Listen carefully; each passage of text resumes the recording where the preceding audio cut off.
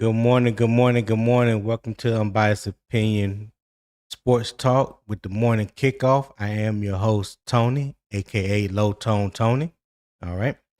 Feleipe Franks is making Carolina answer a big question whether he is their fourth or fifth tight end.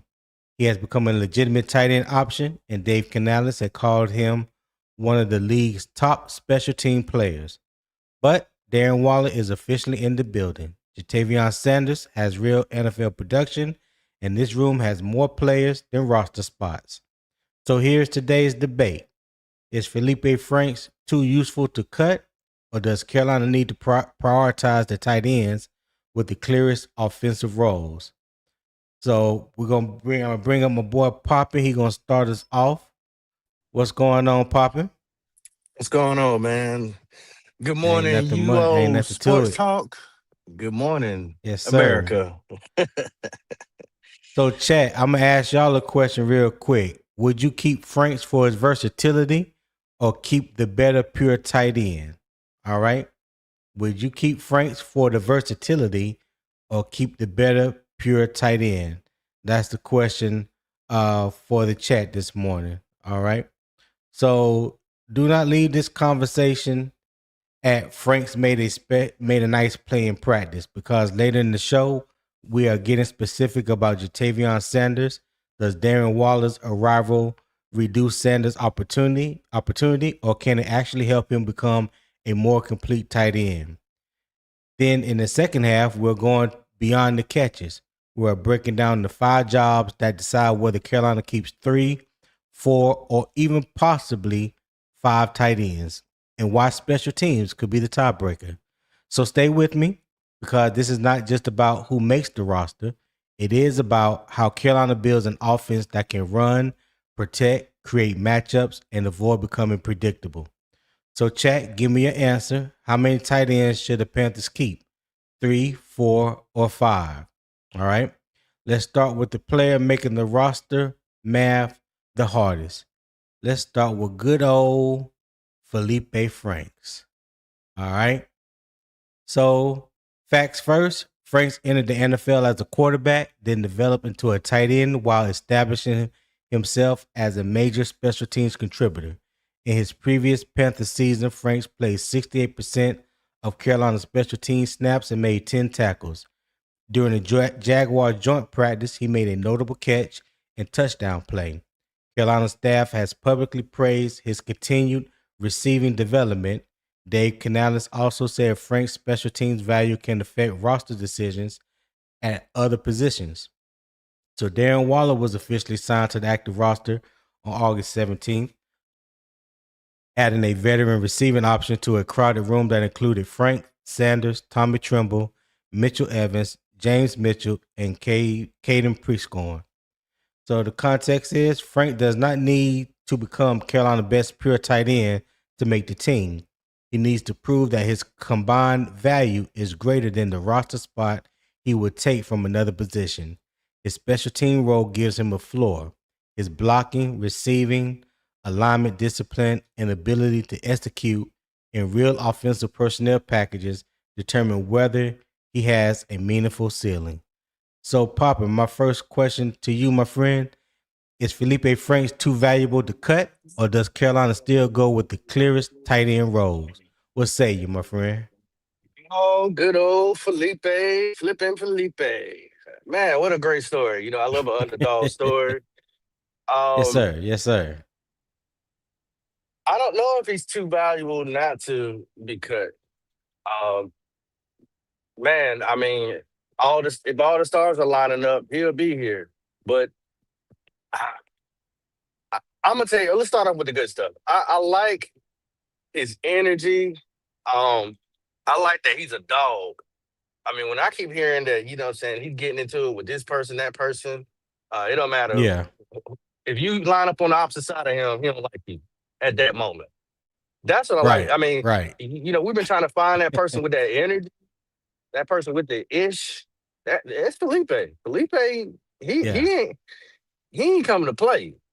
And you've seen it in his highlights that he does a little showboating. We need that swagger back. on this team because everybody else is squares. Already. Um, Already. but he's in a hard predicament. Because I would say he possibly could have had a chance of making his team. And this might sound like a hot take, and I've said it before, but I'll say it again. I don't think he makes it. I don't. Wow. I don't That's how think he you makes feel, it. Poppy? You I'm gotta talk to me. Talk well. to me. When they went and got Darren Darren it- Waller. Darren Waller, Yeah. it pushed the needle so far with picking him up because now he's number 2, right? You know, he ain't played a single snap and is already on the roster as number 2. So that means a person that we're not talking about today, but I'm gonna bring him up in this hot take, is Bryson Tremaine. Now you got Bryson Tremaine, who is also a special Mm-hmm. team ace, fighting with Feleipe Franks. Well, then once you bring Darren in, who plays tight end, who you can also use as a wide receiver, right? Or a tight end. Because if you go Mm-hmm. back, Canales said, well, when we had um um oh God, why he slipped my mind. The our wide receiver that we lost. Um Dang it. Oh, Chris Brazzle. When he said, well, we was gonna use Chris Brazzle in this role, somebody who could take the top off. But now that we got Waller, uh um we can use him in that way to take the top off, which means you can it'll take some of the heat off of T Mac or XL or Coker. Well, and then you can put Right. T Mac in the slot or wherever you want to put him at, right? Well, you're not putting Felipe or Bryson Tremaine in that situation. They don't have the same athletic ability, and that's why Darren is such a dual threat in this offense because he could play tight end or wide receiver. So where does that leave Bryson Tremaine and Felipe? That means somebody got to step up. But they in two different rooms though. Are they? We talking about we talking about the tight end room.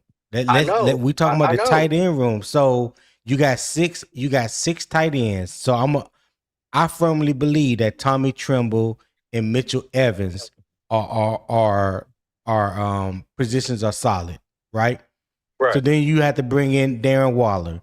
We know Darren Waller is arguably right now the best pass catching tight end that we have. So I figure him to be in that mix. So that's 3 right there.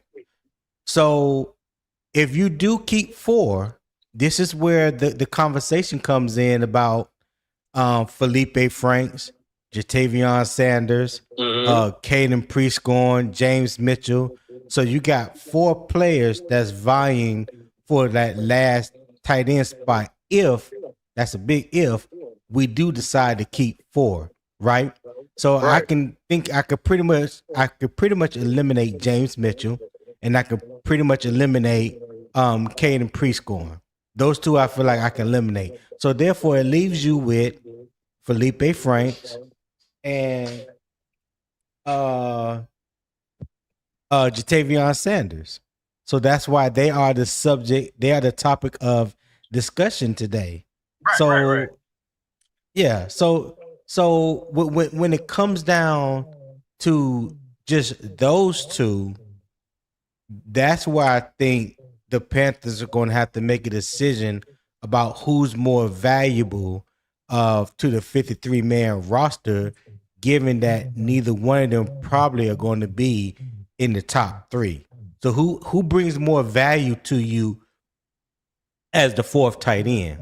That's the question right there, popping. Yeah, and that's why I was doing my whole circular roundabout of who doing what, where they're doing what, how they're important. That's why I threw in Bryson Tremaine because he's a special team ace. Even though he's not a tight end, he's still a big Mm-hmm. body.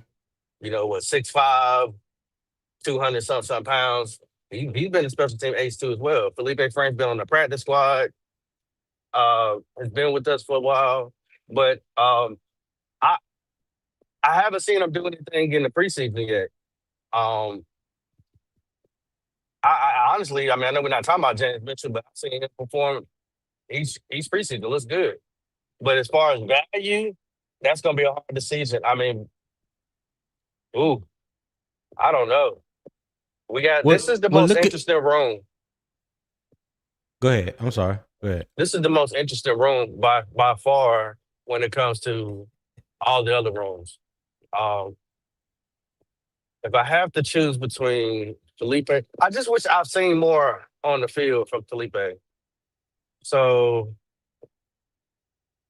um, hmm, I don't think He, I still think Felipe getting cut.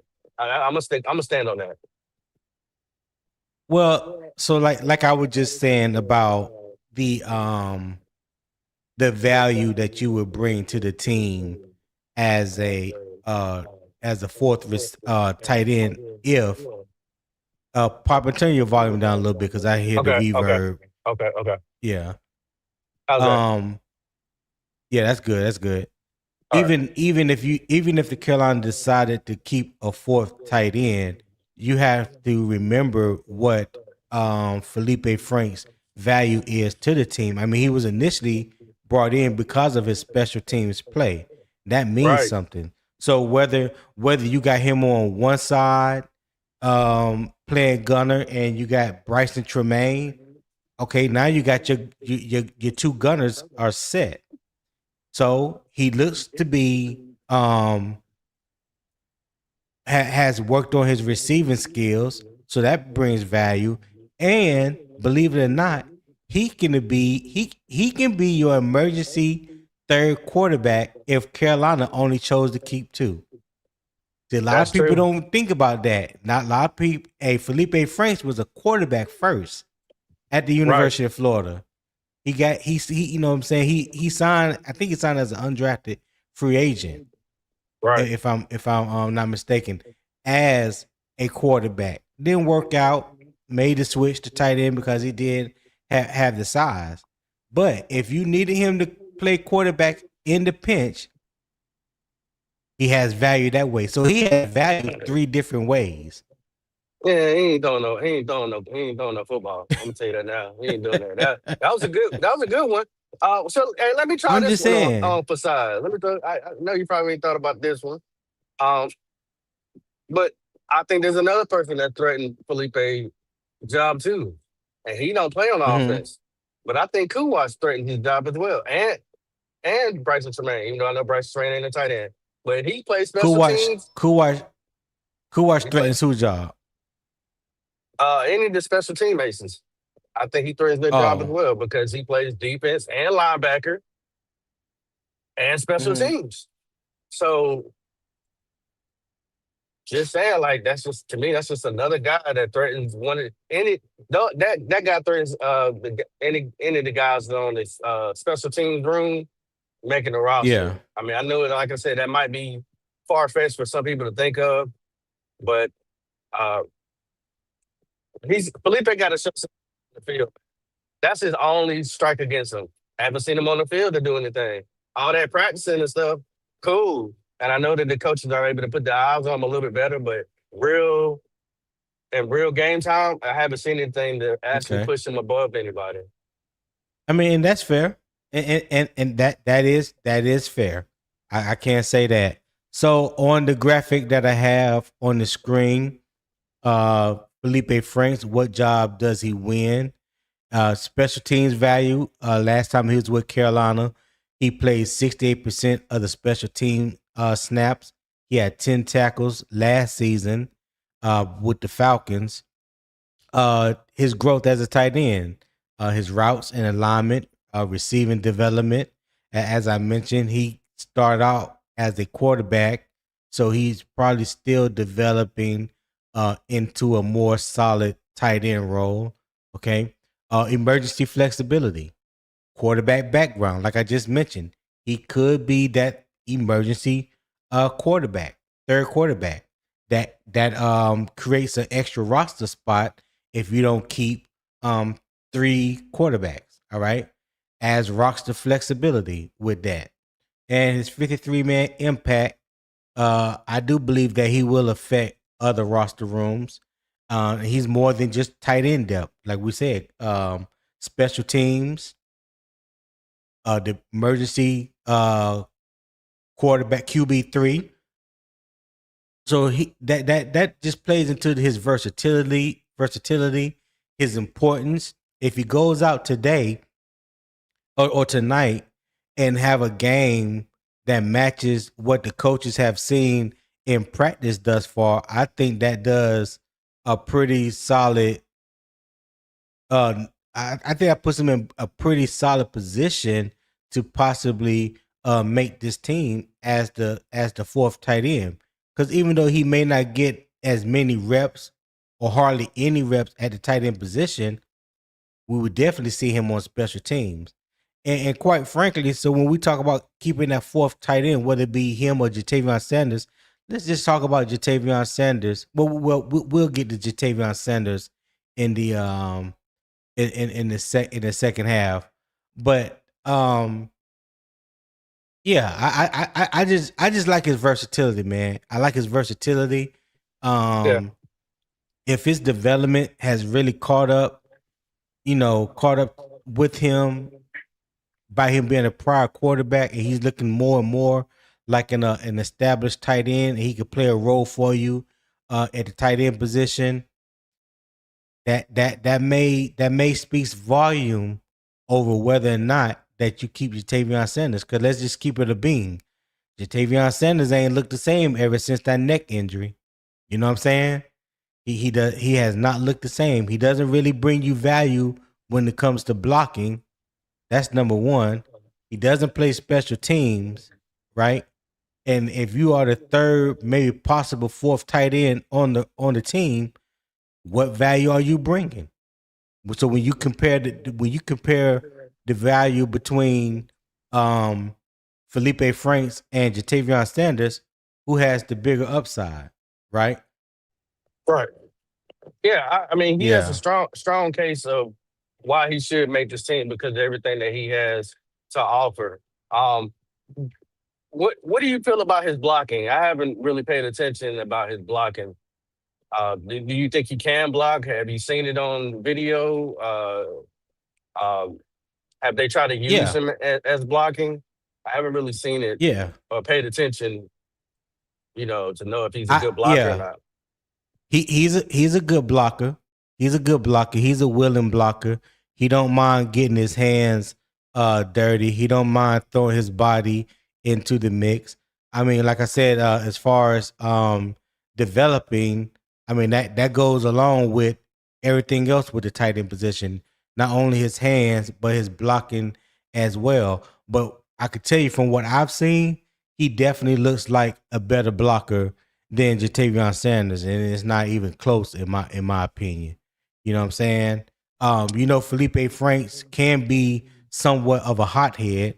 So Oh, if you hmm can keep him under control from that aspect and have him utilize that anger and emotion, with his physical play, as opposed to being rude or getting personal fouls and all this kind of stuff, then yeah, I definitely think you have something with him. What you think? I think it's a hard transition and I mean from a mental aspect when I'm saying this. I think it's a hard transition from going to being hit to being a hitter. That Hmm. balance of taking a hit and then applying that same type of pain to somebody else, it's a switch that you got to have on and off. But hey, that's part of the game. You know, you got to be able to switch Yeah, it on and off. He does have to control his emotions, but that's what I like about him. I like the fact that he's a ticking time bomb. You just not going to sit yeah, here and bully me or do something and get away with it. Think I'm not going to get my lick back. We need those type of players here. When I yeah. started out, But pop, he brings it, but but you you can't don't cause us need to it lose to a the game point. though. Right. Thank you. Okay, Yeah, he thank got to you. have I'm emotional glad you said that. intelligence. Yeah, he got to have Right. emotional intelligence when doing it. Because you can't risk Hurting us the team. hurting the team. But Yeah. as far as that dog, yeah, he Oh him yeah. him and Definitely him want that and dog in him. him and Darren are the dogs in that tight end room. I don't know about the other guys. I don't see that Him in and them. him and Darren Waller. Yeah, him and Darren Waller are the dogs in that tight So end room. you mean to tell me you honestly don't think Tommy Tremor got that dog in him?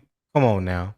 Yeah, he got a little bite. He got a little bite on him. Nah, ain't no Yeah, ain't no little bite. yeah. But Nah, he a I ain't hurt gonna let you do him like that. he a hurt dog. He gonna bite you, but he a hurt Oh dog, my man. god. I've always said Tommy Trumbull was a fullback. I ain't never thought of him as a tight end, but that's just me. You know what I mean? As a I didn't. fullback? Yeah, I didn't want to re-sign Tommy Trumbull. Hmm. I thought it was. I just didn't. I didn't like him. I get you. I'm still not crazy about him either. Uh, Well, I would say this. Who at that time of Tommy Tremble being re-signed, who else in that tight end room was better than him? um, it, Who else in that tight end room was better than Tommy Tremble at the time he resigned? Now, this was probably just no, 2 years pr- ago. probably nobody, but I wouldn't have cared Okay. because I just draft somebody else. I don't. What Tommy Trumbull, what, 6'3"? Yeah, 6'3". Yeah. Yeah. See, I want my tight end 6'5", 6'6", somewhere around there. Uh, somewhere around that nature. That's why I said Tommy Tremble to me is a fullback. But hey, tell me in the chat if Mm. y'all agree or disagree. But so are you trying to insinuate that JT's out of here, Tony? Hey, it's looking that way. It's looking that way. If you were to ask me, since you are, it's not looking good for him. It's not looking good for the home team. I can say that because you think, like I said, Tommy. I don't believe this. In my opinion, I don't believe Tommy Tremble or Mitchell Evans is going anywhere. Now you sign Darren Waller. That's 3 tight ends right there. I can honestly put above Jatavion Sanders. Easy. That's easy. That's not even really a debate when it comes to those 3. So now you're talking about Jatavion Sanders and Feleipe Franks, who I believe is going to fight for that 4th tight end spot, and that's a big if we keep 4 tight ends. You know what I'm saying? And when I look at the value, just like we talked about wide receivers in the wide receiver rooms, you can honestly probably say there's at least 3 that we know that's going to make this team. That's XL, T Mac, and Jalen Coker. Those are those are more likely going to be your top 3 wide receivers, right? So then everybody else got to have some type of value that they could bring to the team. It's the same thing with the tight end position. Outside of those top 3 that I just mentioned, in my opinion, who the top 3, you got to bring some type of value. And right now, I think Feleipe Franks brings more value than Jatavion Sanders. Yes, I believe that. I, I What would do I you would believe? I would have to agree that he definitely brings more value because I'm not on the quarterback tree. I ain't on that one. He can keep that quarterback, and they ain't gonna let nobody come in unless but I understand it goes down. You know, I mean, they might put Coker out there to throw a ball before they let him throw, but I don't know. But yes, I think he does have more value as far as what he has to offer this team than JT. That is definitely uh, true. JT got to find his confidence. I'm not sure if they're willing to give up on him, even though they went and got him with a 3rd round pick, the 3rd or 4th. I think it's the 3rd round Who's pick. that? JT Sanders. Jatavion Sanders? Yeah, I Was he? think. Yeah, I think it was a third or 4th round pick. I can't remember right off the I'm top of my not. head, but it was one of those 2. Yeah. Yeah, this is a tricky situation as far as roster. I know we're not breaking down the whole roster, but things can subject to change. But like I said, the only strike against Felipe is that game tape. That game tape. Hmm. But that's from a fan perspective. From a Right. fan perspective, the Right. game tape. I ain't seen nothing on tape for game. But what he doing in Okay. practice, it seems like he's going ham in practice. Okay. All right. Hey, Nick, I just dropped the link, man. If you want to hit the link and come up, even though we ain't talking about wide receivers, he already talking about coke of this, coke of that. Oh Lord, Oh Lord, leave that coke it's alone, gonna Nick. be it's gonna be a long day. It's gonna be a long day. All right, but so my first question to you, Poppin. Mm-hmm. Well, before I even get to that, let me ask you this question: What would you need to see from Feleipe Franks in tonight's game against the Jaguars that would change your mind? Well, And let me say this. King James Mhm. said Sanders was a third rounder. He was a third rounder. Okay, appreciate Okay, that, King James. King. Go ahead. Uh, Let me say this. I'm not against Feleipe Franks making the team. I think you need somebody that brings that spark on the field, no matter what position they play. And he's a fire starter, and that's what I like because we ain't got that on offense. Um, so whatever he's doing in practice, them highlights that we seeing, that swag he's bringing, bring that to the preseason game. Put on a show, dominate. Uh, uh, hey, if you got a block your ass off. Not one of these linebackers over.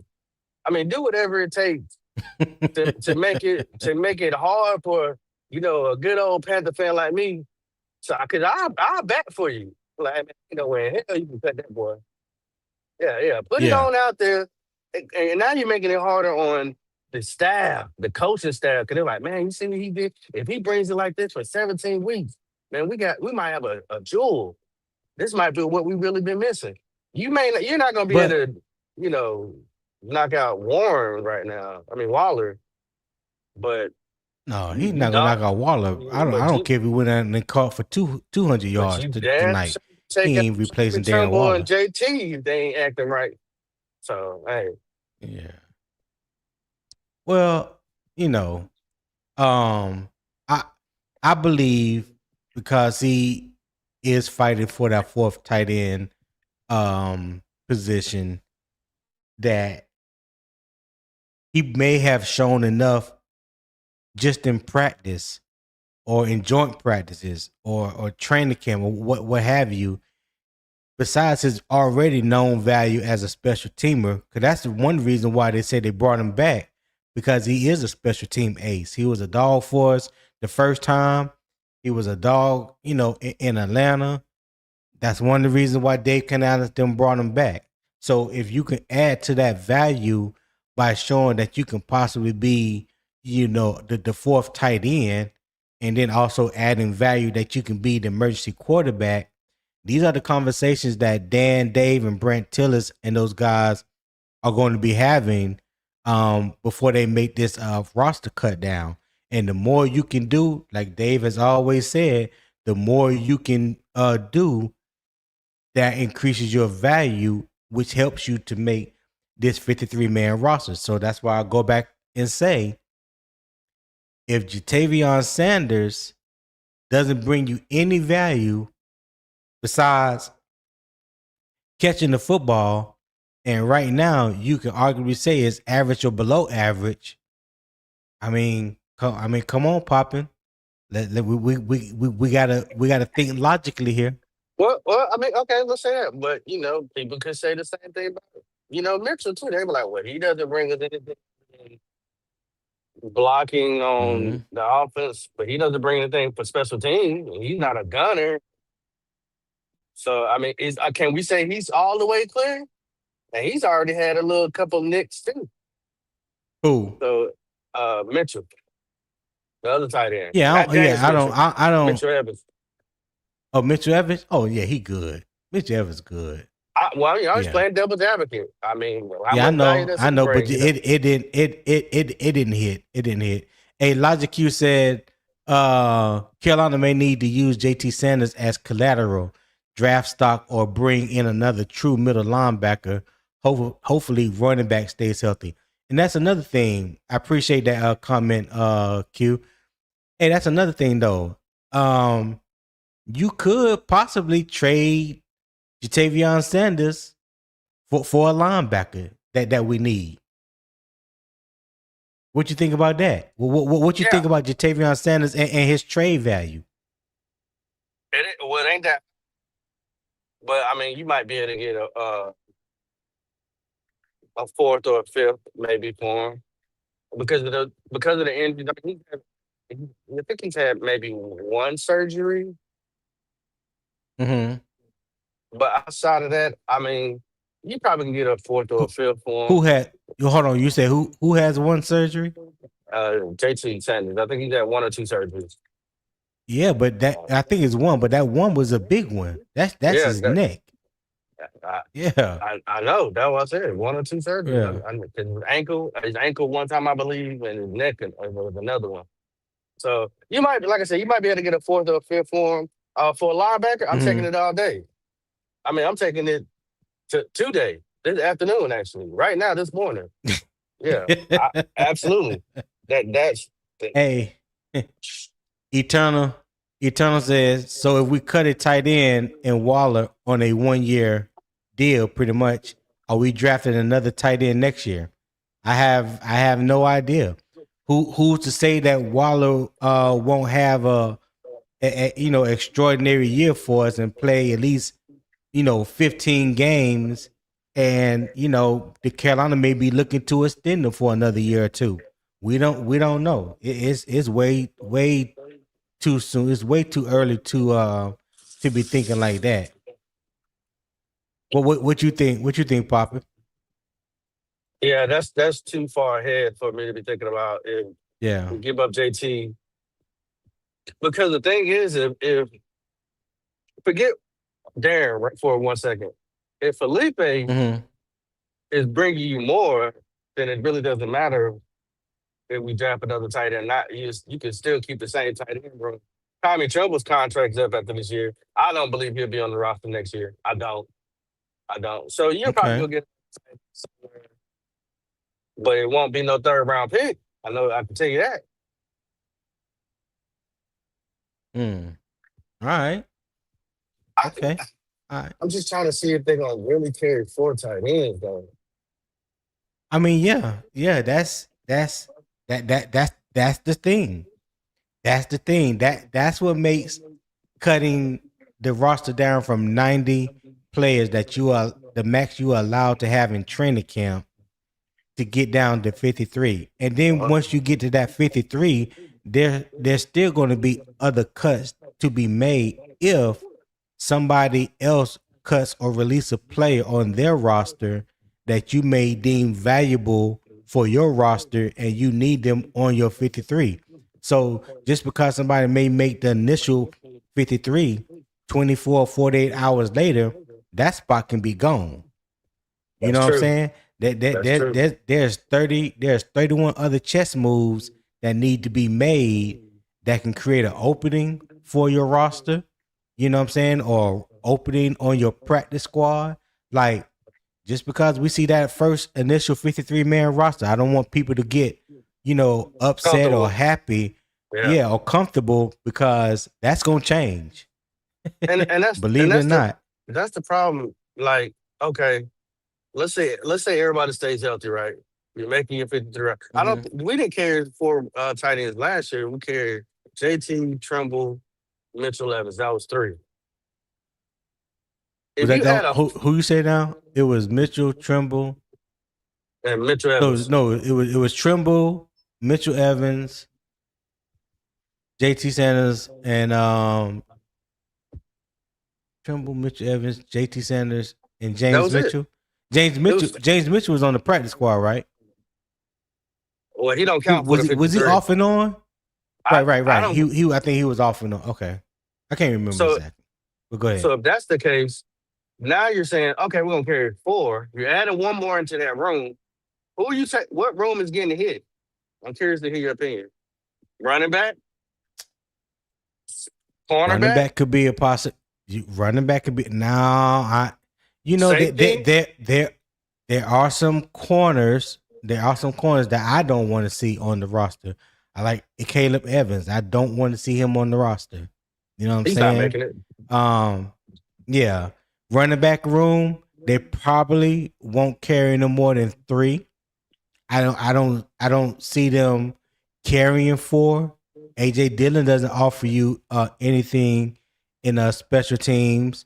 How much do you value Trevor Achan in special teams? Is that something that is that a role that Jimmy Horn can take over? You know what I'm saying? I don't know. You know, so I mean, I don't know right now. I don't know right now. It's too early. We got 2 more preseason games to go. I'm gonna wait until the end before they make the final roster cut to say who I think will make the 53-man roster.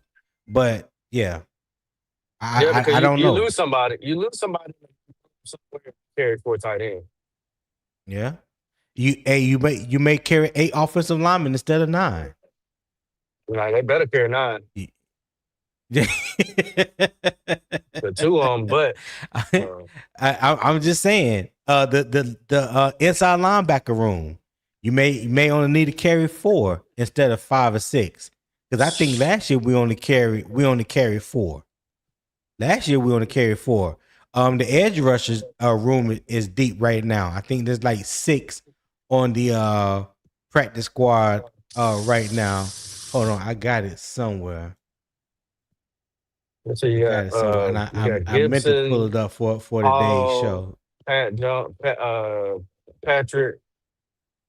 You got Presley, um, Incune.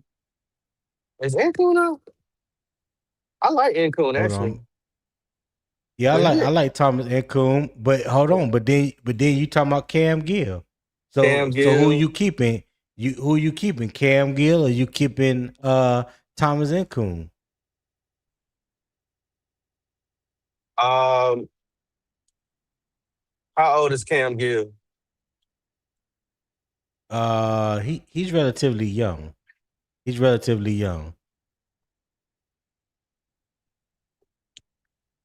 Mm. Gibson's been doing good too.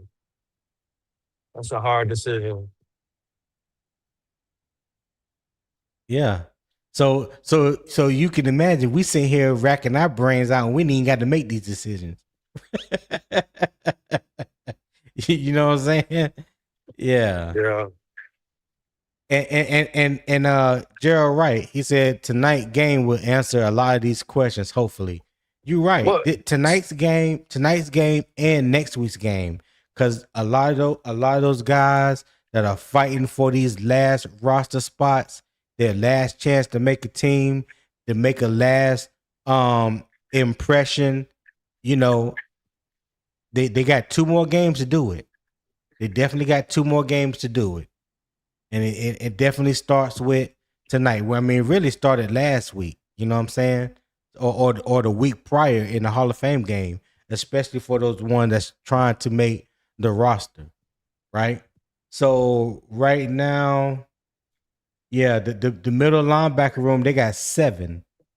We got 7 Can, on the depth chart right now. can you tell me who they are?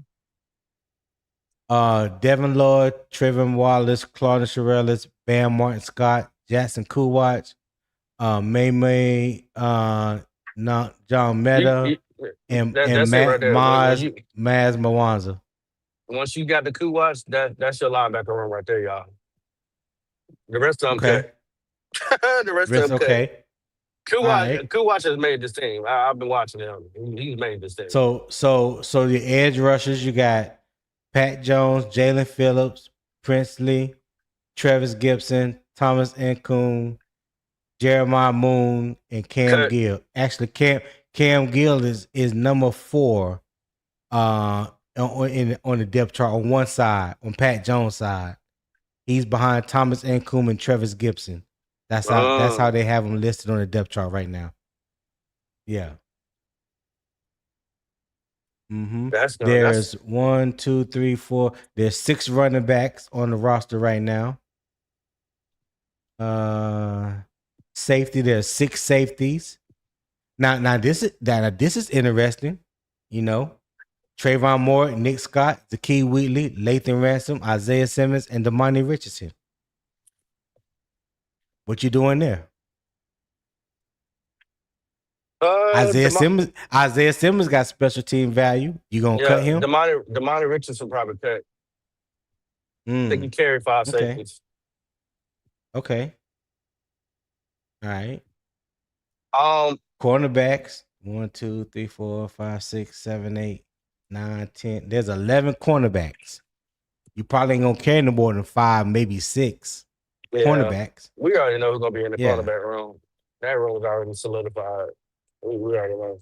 Yeah. Who they are. But Tyreek Thunderbird should have been cut after the Hall of Fame game. I don't know why he's still on the team. Don't Caleb worry. Evans, he should be right along with him. Yep. Yeah.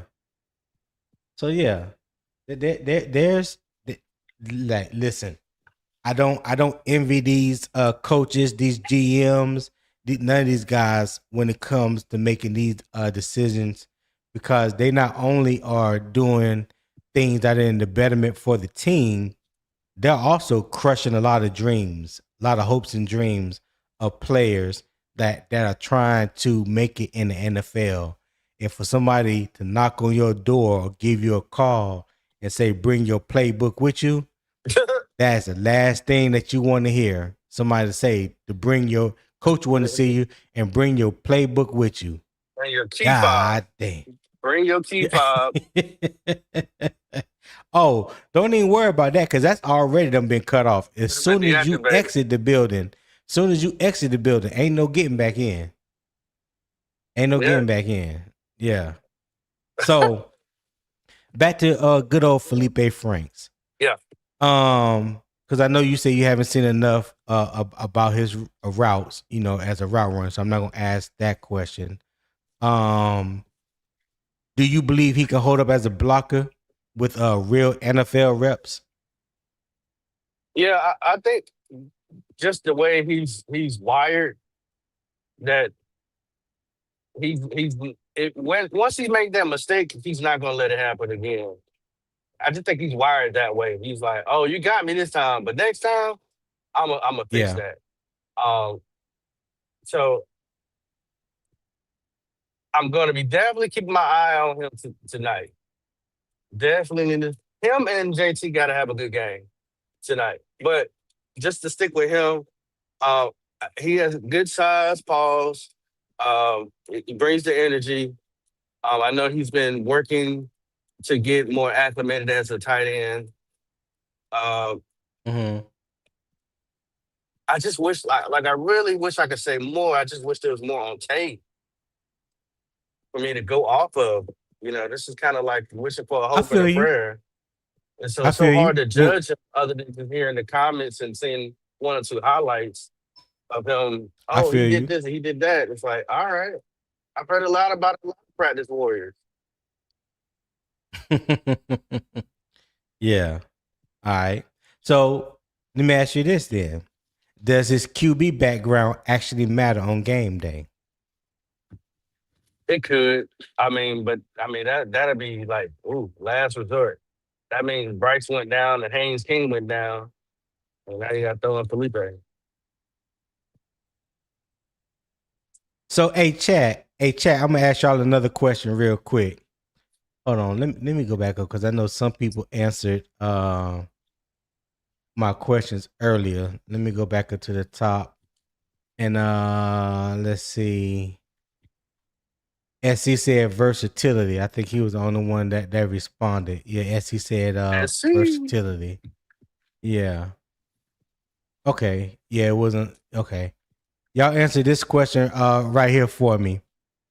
If Carolina keeps Feleipe Franks, which job makes that decision worth it? Will it be special teams, receiving, blocking, or emergency flexibility? Meaning the quarterback, the emergency quarterback. Okay, all right. So if Carolina keeps Franks, which job makes that decision worth it? Special teams, receiving, blocking, or emergency QB? Y'all let me know in the chat, and I would definitely read it. Eternal said, "Man, Franks is a special teamer. It's not complex." Okay, no, it's not. It's not complex. You're right. It's not complex. But when you talking about trying to make possibly the last tight end spot for the 53 man roster, whose value is more important? Will it be Feleipe Franks or Tavion Sanders? So we know Tavion Sanders don't play no special teams. His blocking is pretty much obsolete. We know he's not a good blocker, and his pass catching is average or below average. So those are the options that we're weighing when they talk about value when it comes to that last tight end position. All right, Eternal. See what else he come up with. B. Amos says special teams. All right, B. Amos. Tebow says special teams. S.C. Romaine said special teams. Q says special teams all day, then versatility. All right. Reality Beat says special teams and then receiving. Tebow said that's why he was brought back here for. Exactly. And Gerald Stick Jones says special teams. All right, fellas. So, popping. Which job makes that decision worth it? What job makes it worth it? Special teams, receiving, blocking, or emergency QB? Well, I mean, since they brought him back for special teams, I mean, we already know that he's good at it. But if I would Right. say receiving. If he comes in and gives us good receiving, then it makes it worth it because a lot of people don't pay attention to special teams. And I ain't gonna lie, our special teams hasn't been that great in a while. That But if is true. It has been a minute. but if he shows us something on the receiving side as well, and is consistent at it, then I would definitely say receiving. Definitely. Okay. All right. So I've already asked you what he need to show you next tonight in the preseason game. And we kind of touched on this. Well, how much should the special teams weigh in this decision? Well, I think that how much should it weigh in this decision? It's gonna weigh a lot. Mm-hmm. That's why I threw Bryson Tremaine in there because he's a special team ace as well. Uh, it's gonna weigh a lot. I mean, and then you're they're not gonna hurt you as far as money and salary and nothing like that. So it really depends on what else can you do outside of Feleipe. I mean, outside of Feleipe, what else can you do outside of uh, special teams? Because if you got that solid, and I think really all they've been waiting on is to see if he can really develop into a tight end. How far along is he that we can actually count on him? It's really what can you put up? What can you put forward on the offense? That's really what it is. It's nothing else. We already know he's good on special teams. What can he bring on offense? And that goes down for him. And that's why I see where your argument is when it comes to JT. JT doesn't offer you that. But is Felipe a better tight end on offense than JT? Even though JT has been nicked up, been having the worst of luck when it comes to injuries. And some people go through that. That's why I don't want to count him all the way out because he might turn it around. And hopefully he'll be able to rip some of the Band-Aids off. But, yeah. Is he better? Do you think he's better than JT as a tight end? I can't like you said. I can't say that because I haven't seen enough of him at the tight end position. So if we just talking about strictly tight end position, I would say JT got it. Just strictly playing tight end because I haven't seen a good enough sample size of Feleipe Franks playing just tight end. You know what I'm saying? Right. Yeah. So Logic Q said by having quarterback experience is a big asset, insurance if need be. See, that's what I'm talking about. That's what I'm talking about. And that will play a factor, even if it never happens, even if they don't need him for emergency QB3, you know, but just because he has the ability to do so, that brings value because you don't know if you will need that one day. You don't know. So it's best, in my opinion, it would be best to have someone that's serviceable, that is serviceable in that role, than not have somebody, especially if somebody that don't know the offense, and now you bringing somebody in off the street or bringing somebody in off somebody else's practice squad, to try to hurry up and learn the offense and play a position for you that they ain't never played for you. But say if it happens in game, who never knows who's your emergency quarterback then. I remember it happened to San Francisco. Was it last year or the year before last? Year before, I think. And C-Mac. and Christian, and Christian McCaffrey played quarterback one game. You remember that? Yeah, I remember that. That was the game to get them first. They was in the playoff doing that. Yeah, Was that the playoff? yeah, that's right. Yeah, I think so. Yeah. So we can never say never when it's 17 games on the schedule, and possibly more if you make it to the playoffs. So having that third emergency option, whether he's a quarterback on your roster or not, he is a former quarterback. And I think there's some things he could probably just step in and do for you. I mean, he could be a dual threat for you. He could be a running quarterback for you. Yeah. So yeah. See, Tom, that's why I'm gonna stay away from that value, because once you go out there, boy, they're gonna be on your ass, Brady. Q said with Feleipe's size and high motor, I could see them experimenting with him on defense at the edge. What? Nah, I don't see that one, Q. What's the logic in that? Where's the logic? I don't see that one. Yeah, see, you was over congratulating. See, that's what I'm talking about. Well, I mean, listen. If you say something that I can agree with, I can rock with, cool. If you say something that's that may be a little bit out there, I have the right to whether I want to agree or disagree. Yeah.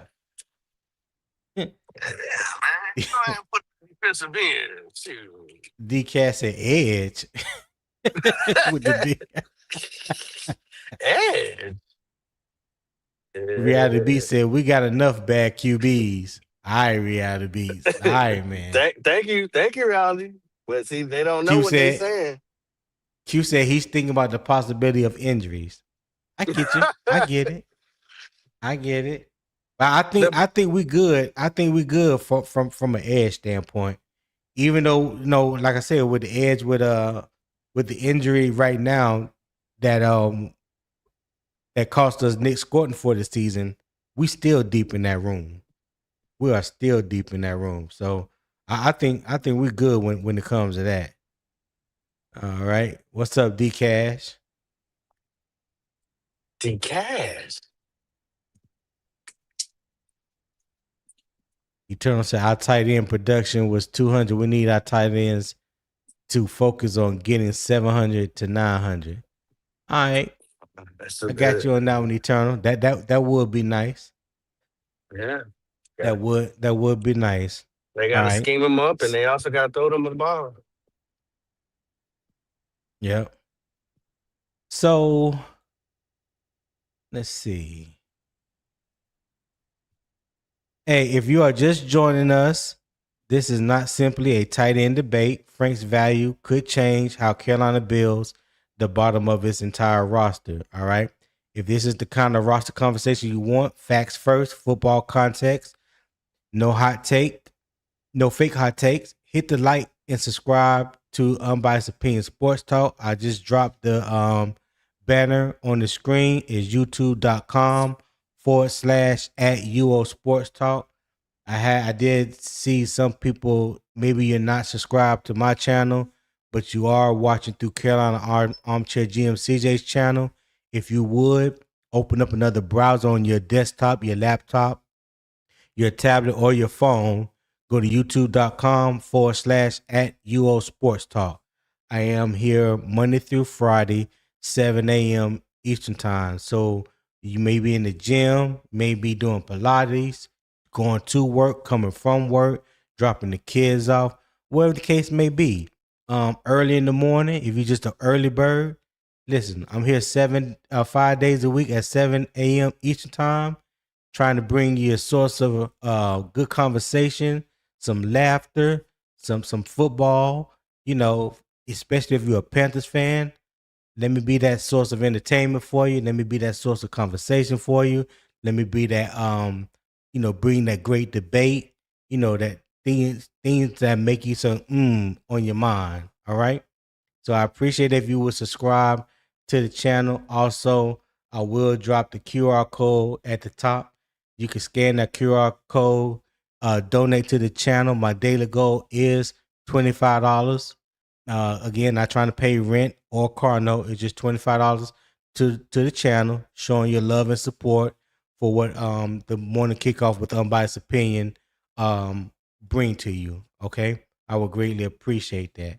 And if you see my avatar in the chat, you can click on the avatar and it will take you directly to my channel and you can sign up that way. Okay. I greatly appreciate that as well.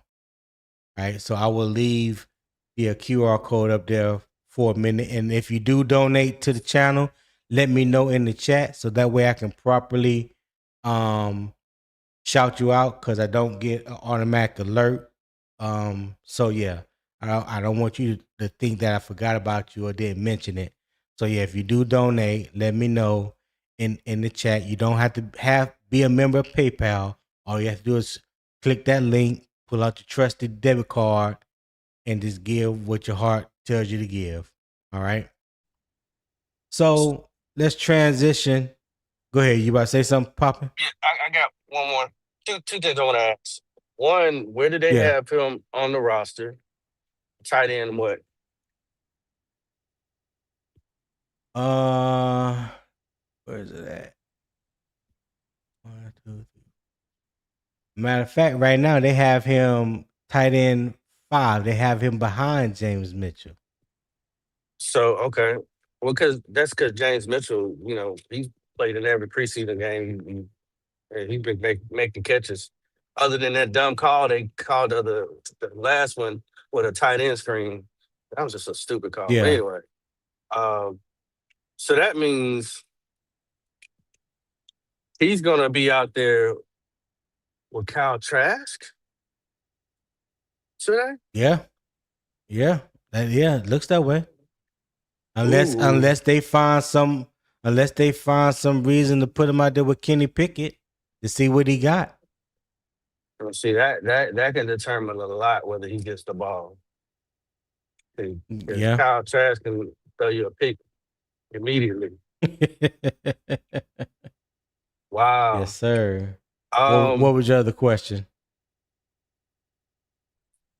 That was where I was gonna go with it with that, because I was wondering where he was gonna be, what quarterback he was gonna be playing with, and I don't know if you're gonna get much with him playing with Kyle Trask. I just don't. Oh man, that sucks. If it was with Kenny Pickett, he has more of a chance to display a little bit more offensive production.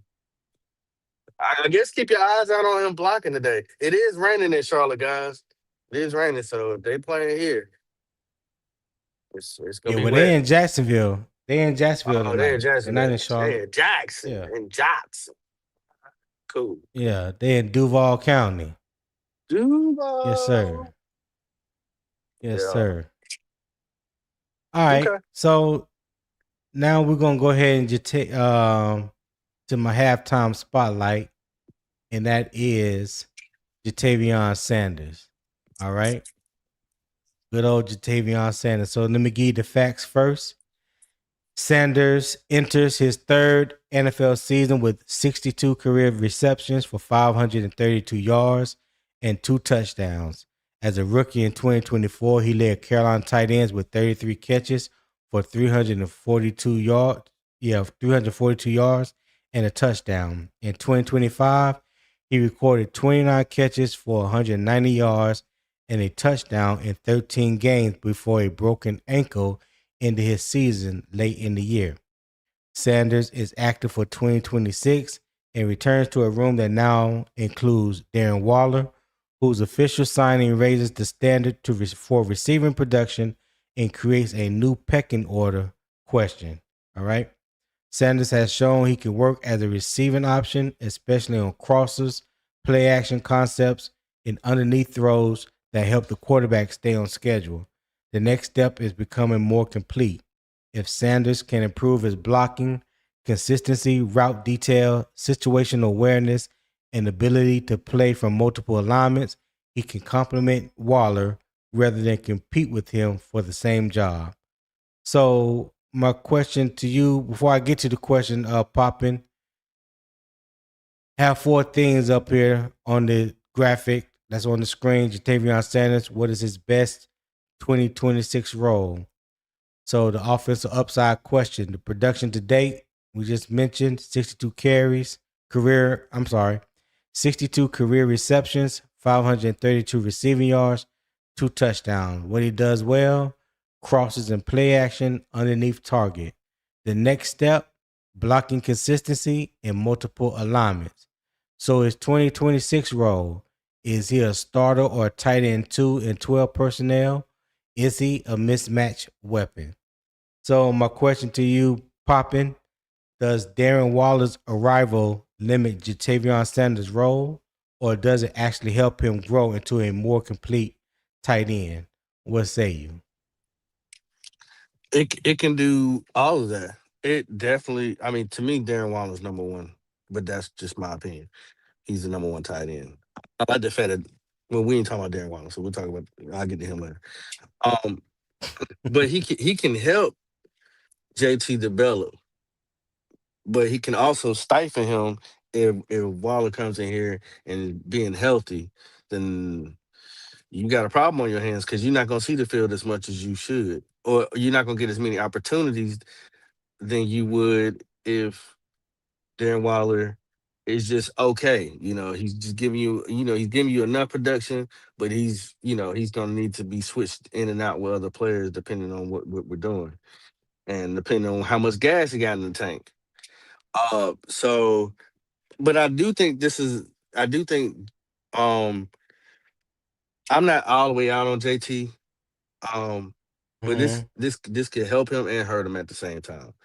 Um, it's not that easy to say, oh, he's out. I, that I don't believe that's that's all the way true. But Darren Waller he's pushed everybody to the side. It don't matter who it is.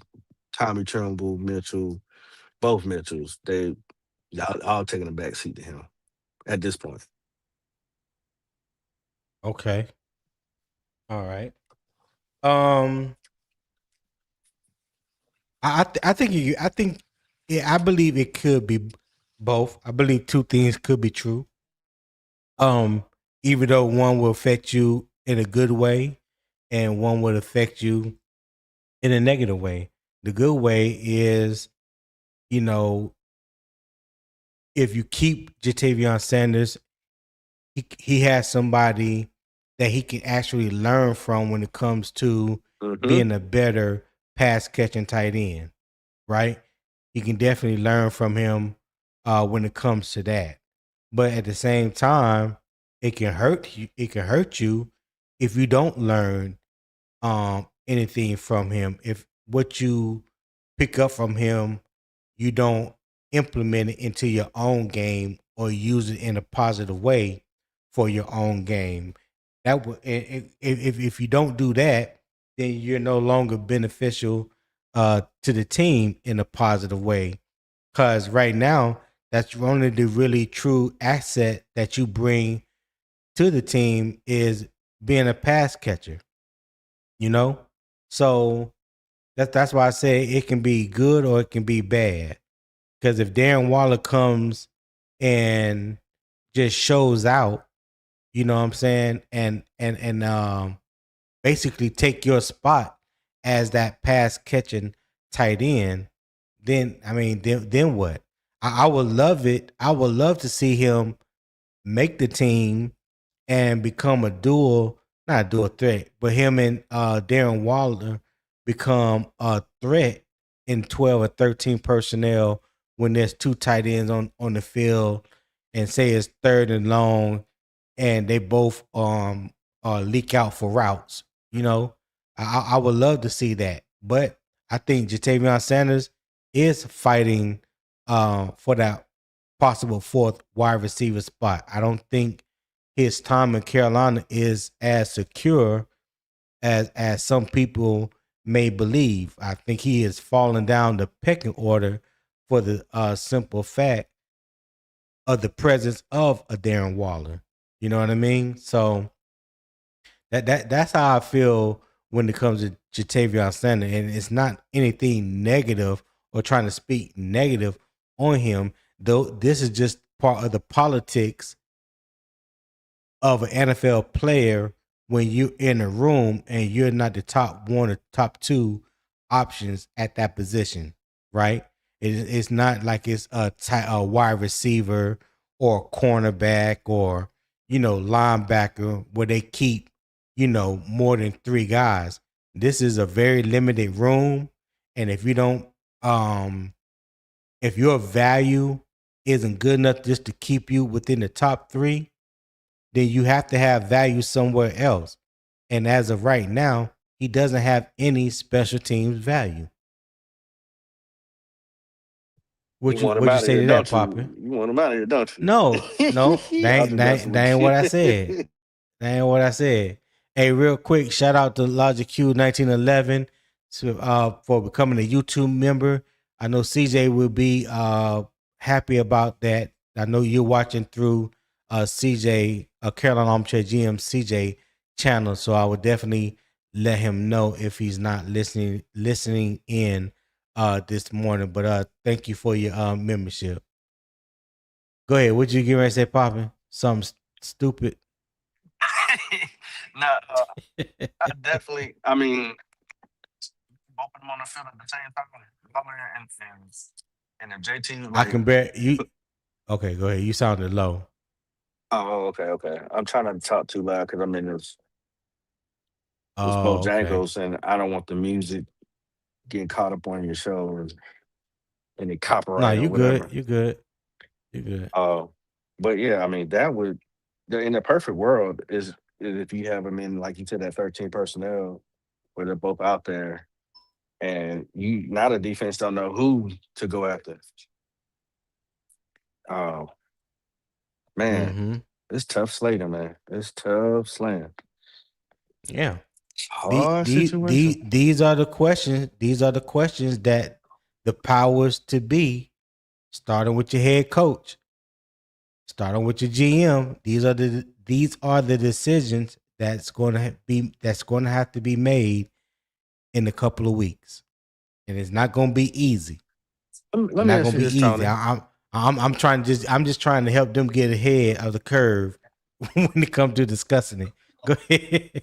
Do, Go do you ahead, think Bobby. do you think the Panthers mismanaged JT? And reason why I asked that is because one year they had him come in at one weight, then the next year they tell him to come in lighter, and then he gets hurt again. Do you think that's a mismanagement with him as well? I can't.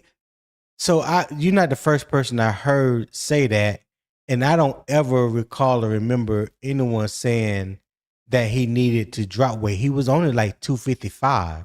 So how much weight did he need to drop? I think that was a hit. That was a him decision wanting to get into better football shape. I don't think the Panthers asked him to drop weight because he wasn't overweight. I never understood that when I hear people say that. Like, he ain't like he came in 275, 280 pounds. I mean, he was like 255 at the most. So I don't, I, yeah, I, I don't think the Panthers asked him to drop down to 235, 240.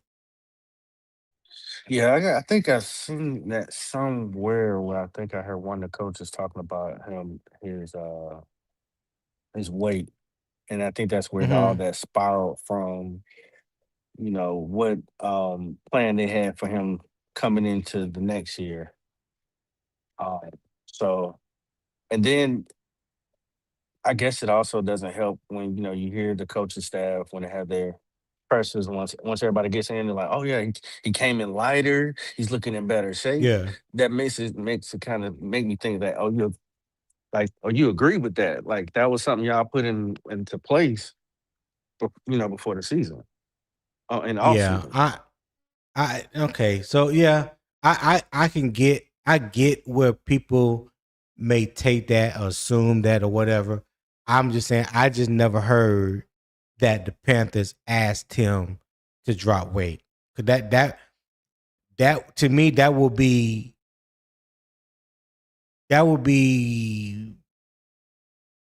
contradictive to what they want in a tight end based on the scheme that they run.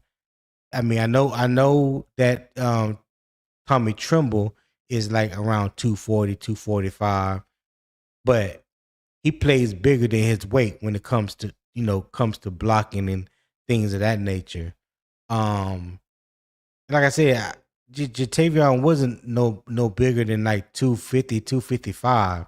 So for them to say, yeah, we need you to come in lighter, I don't believe that was the case. And plus, I never heard that they asked him to do that. Okay. Yeah. Okay. So let me ask you this, Mm-hmm. Poppin. Is Jatavion Sanders a move tight end or inline guy? So is he more of a detached guy or inline guy, meaning he's on the line of scrimmage as a blocker? Let me say that. Oh, as a blocker, he's not he's not the best blocker. Does he try? Yes, he tries. I think he's a move tight end. Uh, Hmm. that's just not his thing. That's what he needs to develop outside of staying healthy.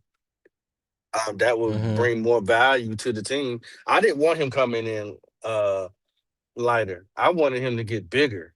Pause. I want him to get bigger, stronger, so that way that he can have more of be more of a force out there. But that's why I don't really like 6'3" type of tight ends, because to me, I mean, there's some good ones, but you got to come with a lot of other things too. Um, yeah, yeah, I would say he's a tight end. You move around. He's a weapon. Okay. He's a weapon. He's Is definitely a he? weapon if you use him correctly. Now He could. what whoa. Now what do you mean by that? What do you mean use him correctly? Well, I mean, You don't think the Panthers have attempted to use him correctly? Is that what you're saying, Poppin? I Is think that what you're trying to throw out there in the ether? I mean, I don't know if I had to throw it out there. I think it's out there already. I think we don't use our tight ends that often when it comes to our offensive scheme, except unless you just want them to block. I mean, you know, I Mm-hmm. don't think they actually. I mean, Dave Canales has been called out about it. He got a little frustrated, got a little zesty, if I may say, about the tight end room, complaining about they don't feel like they're really used in the offensive scheme as a weapon. And he's like, no, that's not true. We do use them. However he says it. And Yeah. so it's been documented. So it's not just him. But and that's one of the problems that I do have with Canales is using your personnel correctly. So far, it looks like Brad Isaac knows how to use tight ends. So maybe we have the change of ties. But he's a weapon. Okay. He got great hands. Pause. Mhm. Yeah, it's a lot of pausing when it comes to Tavion Sanders from you, popping. What's happening? I don't know. I have nothing.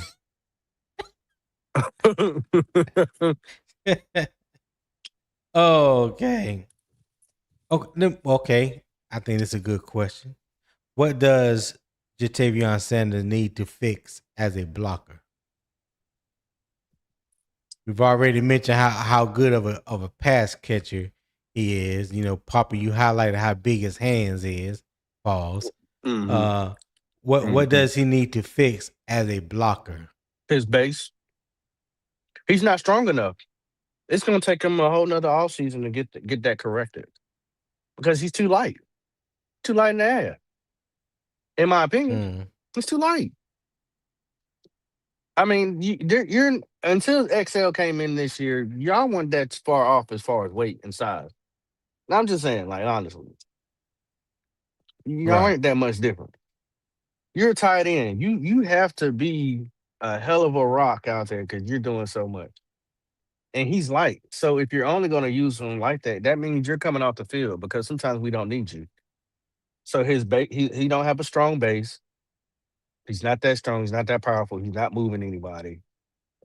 Like I said, I think he needs a whole off season to put on another 15 pounds, and it needs to be strong, heavy weight so that he doesn't get overpowered. I'm seeing cornerbacks overpower him. Cornerbacks on a tight end? That's absurd. Yeah, but I've seen it. That's crazy work. I've seen it. That's crazy work. Now, did he try? Oh yeah, he tried. But he looked terrible at doing it too. Getting your ass bust by a cornerback. Come on now. Yeah. So when you just said all that you just said, how does it bode well for him in that fourth tight end spot? I mean, he might need to give him some knee pads. Stop it. Cut it out, man. Cut it out. Cut it out, dog. I don't think he's out of here, but and you know what? Because you said it, and because Logic said it, he might be a guy and later on in the season that may be traded. Seriously. He's got to work his ass off. At the end of the season or before the season? In the middle of the season. You know how everybody do. Yeah. He might be out of here. I think he'll make it.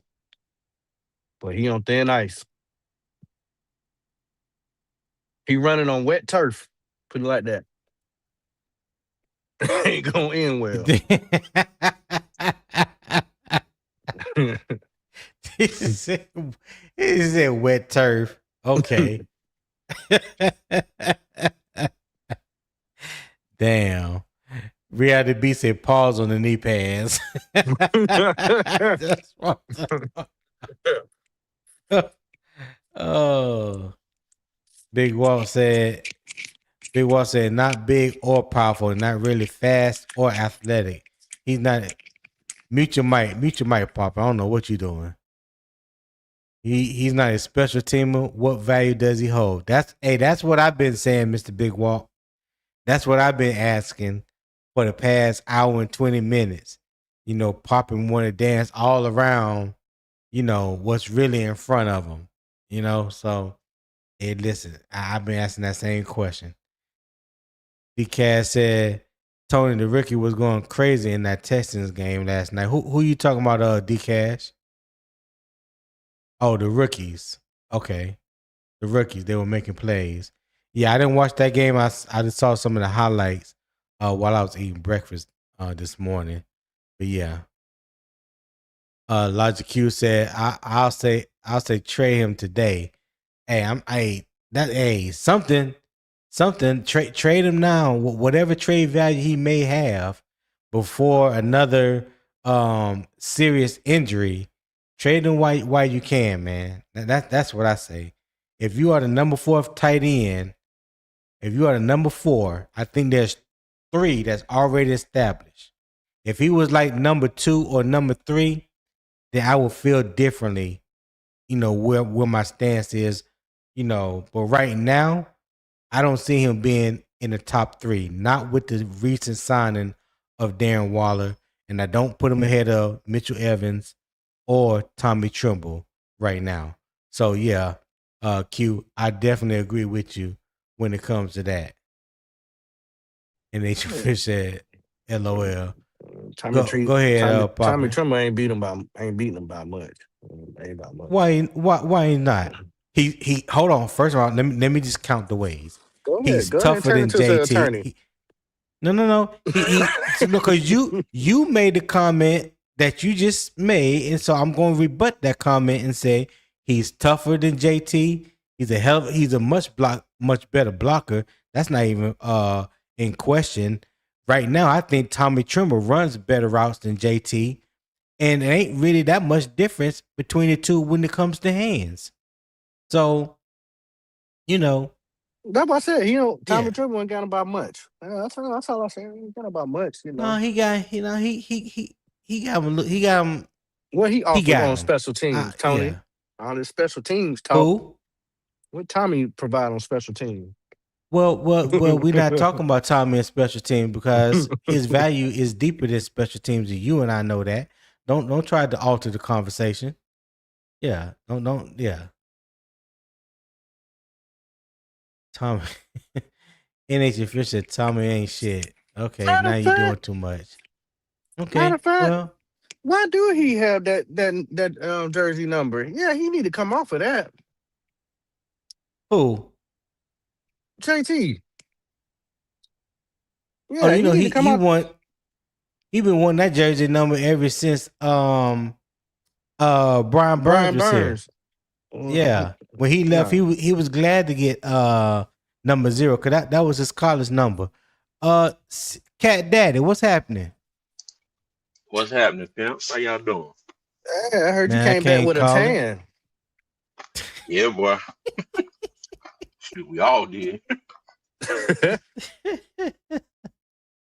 Yes, sir.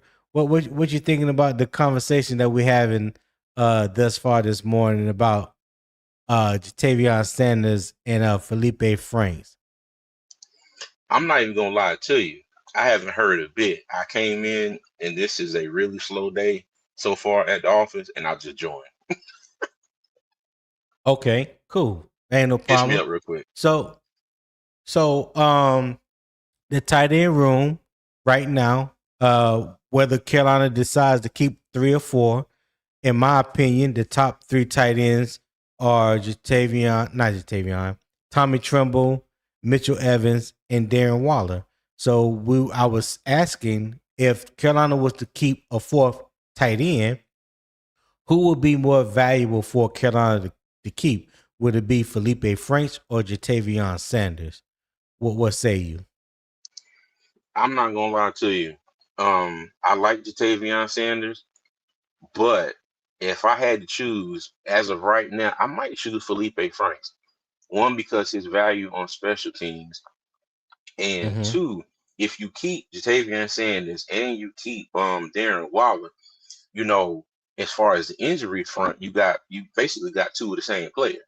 You know what I mean? Both of them are injury prone. So, I doubt if Darren Waller goes out here and not necessarily shows out, but he's consistent and these last 2 games, and he shows the Darren Waller that we've seen before. Hell, even if we get the Darren Waller that showed up against Carolina last year when he played for Miami, Sanders is going to have to do something. Now, I say that if I was running things, we got to remember this is Dave and Dan, and they have shown, that they are not willing, to make a whole lot of changes, especially with the players that they drafted. You know what I mean? So we'll see. But if it was up to me right now, I'd probably keep Franks.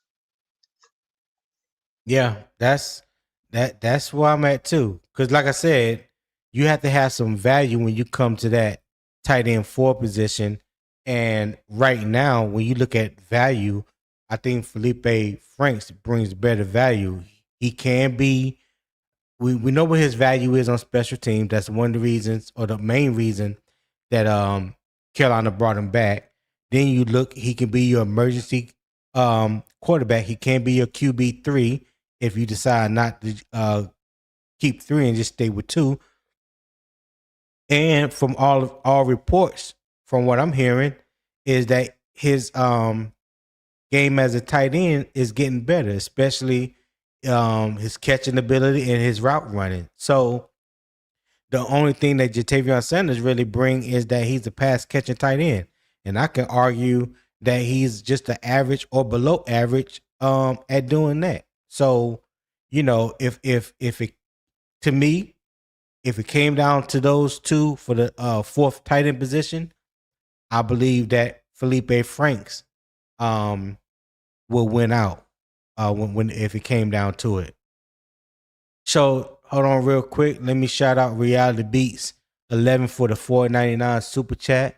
He said JT longest passing reception is 18. Mitchell Evans is 45. Tommy Tremble is 54. JT is our weakest link at tight end. Is no threat at all. You said it, I didn't, Reality Beats, but I appreciate that $4.99 super chat, my God. Thank you for supporting the channel like you always do. What you think about that, Poppin'? What Reality Beats just said? What you think about that statement? I ain't mad at him. I mean, he put up the stacks, and hey, if that's what it is. That's what it is. I'm not saying here, champion for JT, but CJ made a great point. Something that me and you discussed about Zavala, the koala. Canales likes to he's for some reason, Bruh. he holds on to people that he's used to. Oh, we know these guys. Okay, well, no one to get you fired if you don't put the right people in here to win the games. So whether JT stays or go, I think he's still gonna make the team just because of familiarity. I just think that's what's gonna happen. We're not gonna give up on him yet, which I understand that some players don't need to be give up on so quickly. Like I said, he's what if they? Mm-hmm. No, go ahead. I'm sorry. With those injuries, it might just buy him some time. But if Waller comes, I'm telling you, if Waller comes here and balls out, you can probably say bye to JT. You can. You probably can. But he probably gone in the middle of the season. What if a player has given up on themselves? Then what? Then now you can do then. That's on them. Okay. That's on them. Yeah. Okay. All right. Hold on. Can I answer that too, Tone? Yeah. Go ahead, cuz. But let me say this. It's kind of crazy because now you got Waller in here for a 1-year deal, and if I'm not mistaken, this is Sanders' third year. This is not his 4th year. Okay, it's his 3rd year. It's 3rd year. But my thing is, I kind of see this as an experiment. I would say kudos to them for trying to bring in some extra talent at the tight end spot, because I think JT Sanders was brought in to be that more athletic tight end, that vertical threat, down the field. I kind of argue that Tommy Tremble is getting there. He started off as being just somebody who blocks. And he had hands like cinder blocks. Hold that thought. Mm-hmm. Hold that thought 1 second. Nate says Sanders had a 46-yard catch. So yeah, Reality Beats. He said you gotta get your facts straight. Sanders had a 46-yard catch. Go ahead, CJ. But my thing is this. What if this is kind of you bring in a Darren Waller to kind of push and see what Sanders is going to do this season? Because my thing is this. Okay, if Darren Waller, pans out this season and JT Sanders don't, my thing is, next year they need to go like tight end. Well, depending on who else works out too, they need to go tight end like round 1 or 2, or something. Like they need to go out here and get one of these, premier tight ends come out the draft. I don't know who that is. Don't let Will hear you say that. Why not? Don't get him a damn defibrillator. Why? Don't bring him back to life because He he was a Raphael Sadiq fan coming out the draft. Raphael I'm Sadiq. talking about Kenyon Sadiq. Oh, I was about to say the singer. Hey, shout out to Will Robinson with the $5 super chat. Hey, I appreciate it, my guy. He said this cut to 53 will be difficult. JT need to have a hell of a next 2 weeks. I can't even read because I'm laughing. Hey, how about cut day is my birthday too? Okay. Oh God. you're gonna have a fresh haircut that day, huh? Yeah. Hold Don't. on. And Tone, Go real ahead. quick. I Yeah. want to shout out my twins. Today is their birthday. James and Layla, they turned 17 today. So Happy just birthday. real quick, appreciate it. Yeah. Happy birthday, twins. Happy birthday. Yeah. Raphael Sadiq. Will was champion Raphael all off season during the draft. I love Yeah. you, Deja.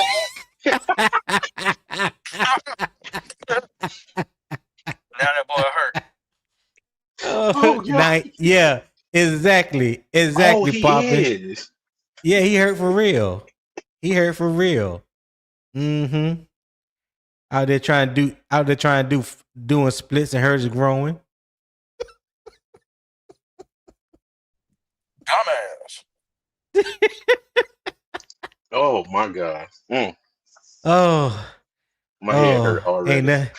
Ain't nothing like getting up on the Will skin because he probably can't even tap pull in up. this morning. I mean, the meeting's over with. Cadets, shut this thing down.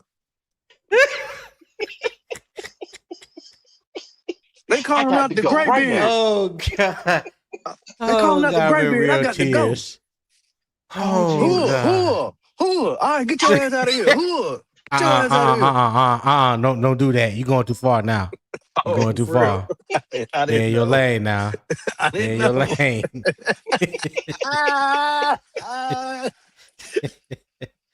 Yeah, and will not be no mocking of the military. No, not with Hood. No, sir. Sir, yes, sir. Yeah, whatever, man. Whatever. So see, CJ. Sir, yes, sir. So, is Sanders a move tight end or inline guy? Move tight end or inline guy? So move tight end is detached, off the line of scrimmage. Inline he's definitely more of a move tight end.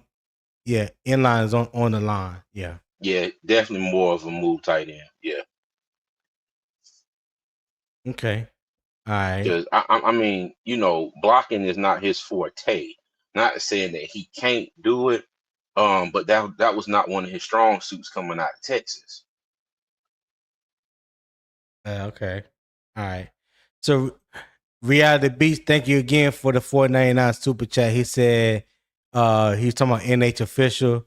JT Sanders had a 46-yard catch November 3rd, 2024, his rookie year against New Orleans. He was talking about the 2025 season after the injury. Okay. All right. And you know what? Hey, appreciate that $4.99 super chat, Reality Beats. But that's something that I have talked about, and many other people have talked about, and we've had conversation about the difference that we see in JT Sanders ever since he had that neck injury. And it's also it's like he's been a shell of himself ever since that injury. And when a player loses confidence, or when a player sustains an injury like that, do you believe that it affects their mental to the point to where maybe they're not as in love with the game as they once were, or they are afraid to play the game at the level that they once used to be able to play it at for the fear of sustaining another injury?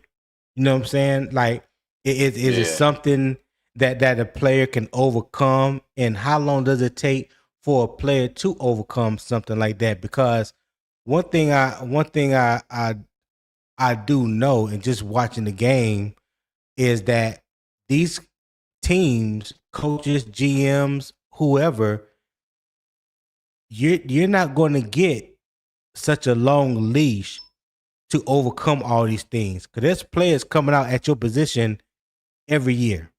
There's players that play your position that are free agents right now. There's players that's at your position that you can be traded for. Like, there's so many different options. So how long do you give a player a leash for something like that? CJ, you can answer first. Well, let's take it back one step real quick. Now, let's just say that but we got to remember, Tavion Sanders, I think he was doing really good, up until that injury. So it's like the talent is there. Okay, I believe the talent is there. I think that Dave and Dan, they also believe the talent is there as well. All right. Now, we can Mm-hmm. only assume that, you know, that has had an effect on him. We don't know for sure. But from what we are able to see and the information that, we can get a hold of, that's what it seems like. Right. You know what I mean? It seems like ever since that injury, he has not been the same. And you got to remember this too. The Panthers don't use the tight end spot as much as other teams in this league. I think we're probably in the bottom of the league as far as tight end usage. I don't have that stat, but that's just me speaking from what I see. Okay. So you Mm-hmm. got that injury, and you already in a space where it's not used as frequently, and then now you have them going out and getting the Darren Waller, because like you said, Tommy Tremble, he good. Okay. If nothing Yeah. else, that Joker can block. Okay. But his pass catching has gotten better every year since he's been in the league. Mitchell Evans, okay, he came out and had a good rookie season. But again, I think the only thing with Mitchell Evans is the usage. You know what I mean? I think he'd been great last year, but it's just to me it seems like Dave be stuck on this. I gotta spread the ball equally. Like I gotta Right. like with Chuba and Jonathan Brooks. Oh, I gotta go one series and one series. Like with the tight ends, he's not gonna put one of them out there and be like, all right, you're gonna be the focus of the game because everything is going your way. It's like, it's like cool, everything's going your way, but I gotta make sure I get everybody else involved. You know what I mean? And it's like with JT Sanders, that injury and how he's been playing since, like that doesn't help his case at all. Like I said, and then you bring in a Right. Darren Waller, and it might be an experiment, but it's an experiment with somebody who's proven in this league. He's a Pro Bowler, a former Pro Bowler. You know what I mean? So I mean, he didn't have a terrible season last year for Miami, as well, but I would say with everything that I have to go on, yeah, it looks like though that injury has affected him, a bit, a bit. I like to say I'm not going to speculate too much with things I don't know fully, but from the Right. outside looking in, yeah, he ain't been the same since he had that neck injury. Yeah. What say you, Poppin? What do you think I about what 100% CJ agree. just said? 100% agree with CJ.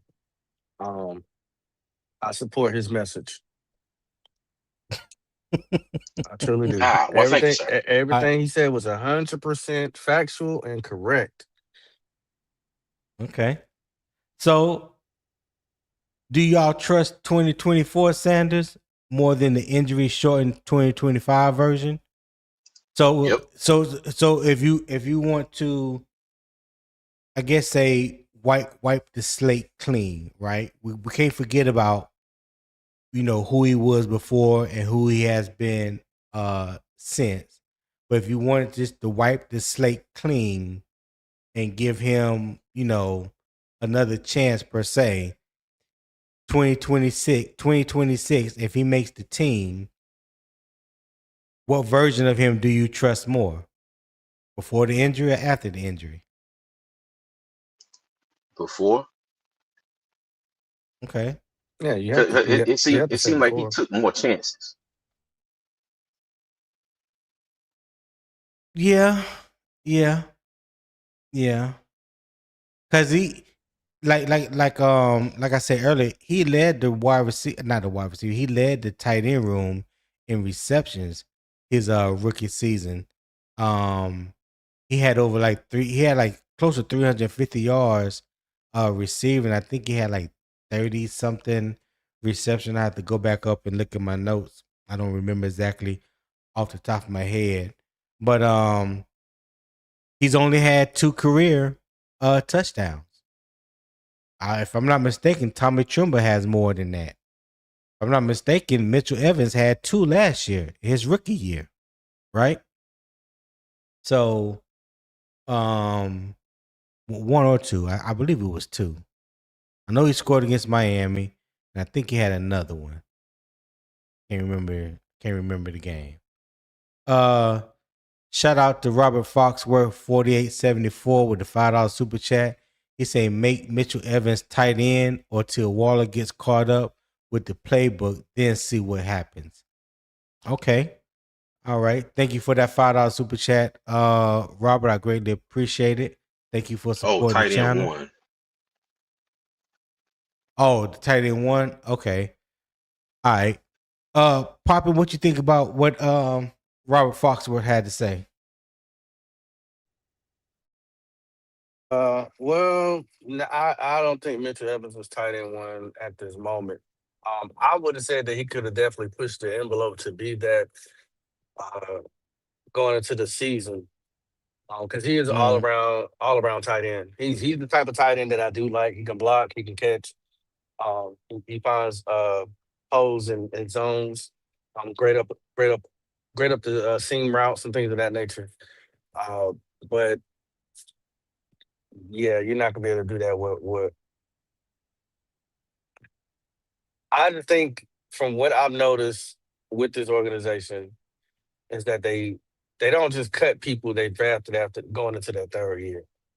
And I'm not throwing no names out there, but we I mean it's kind of a pattern. Yes, you are. They don't just cut people that quickly. So Mitchell Evans is where he's at until further notice.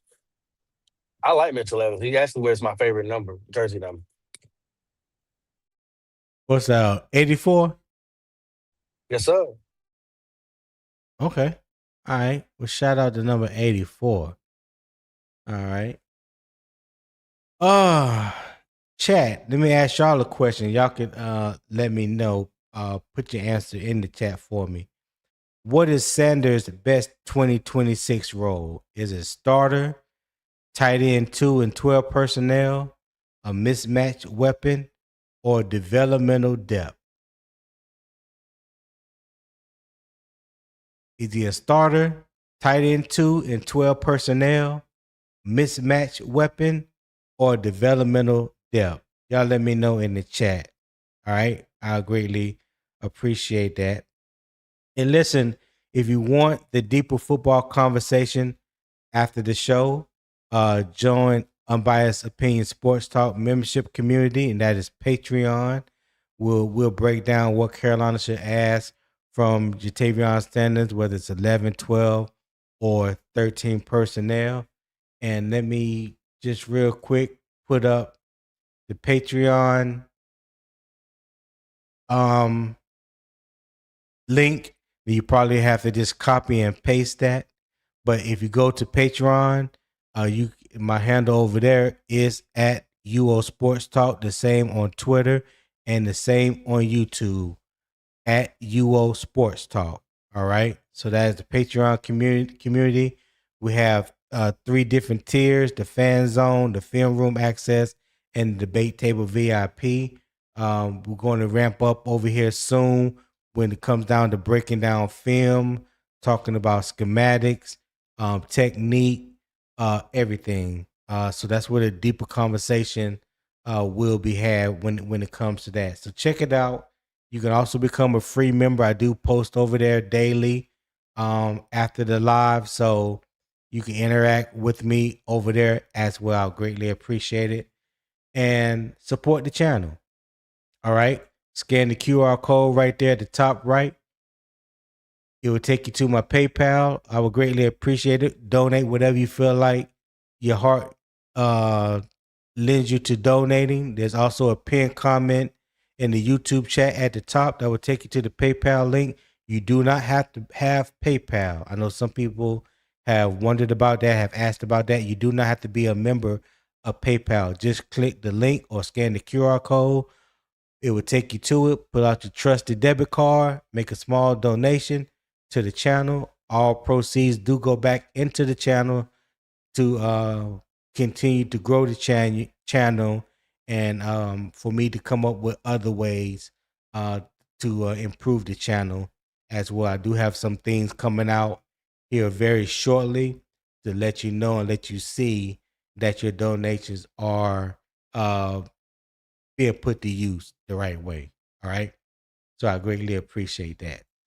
Hey, Tone, can I add on to that? Yeah, go ahead. Hey, and all of those who don't trust PayPal and want to donate cash to Tony, if you're in the Charlotte area, I'll meet you at Sugar Creek in 85. Okay, right there at the 7-Eleven. All right, and then I'll make sure Tony get that cash. All right, I'm sorry. Go ahead. So yeah, the best way to do it is through the PayPal. Don't trust the hand to hand. Wow. Oh my god. Don't do it. Don't do it. I cannot. I refuse to let y'all trust that. Doggone boy. I tell you. I'm sorry. I'm sorry. Nah. What we got here? We got Gerald Stick Jones. He said developmental depth. All right. Robert Foxworth said developmental depth. Sideburn 21 said developmental depth. Okay. D Cash says Waller, Trimble, Evans, with Franks being good on special teams, and JT really is the odd man out. And that's what I've been saying. That's what I've been saying, D Cash. He also said developmental depth, but would be hard to keep unless somebody gets hurt. That's a fact. Reality B says Waller, mismatch weapon, basically taking Brazzle's role. I wouldn't say that, but I get what you're saying.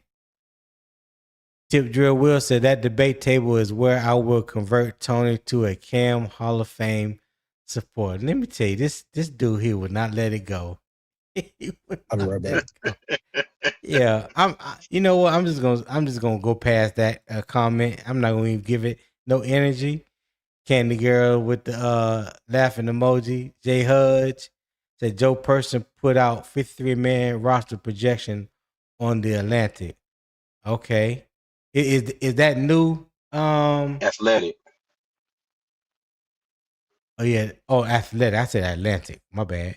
Yeah, the Athletic. Is that a new one, Jay Hudge? Because the one I'm looking at, I think had came out on the 11th, if I'm not mistaken.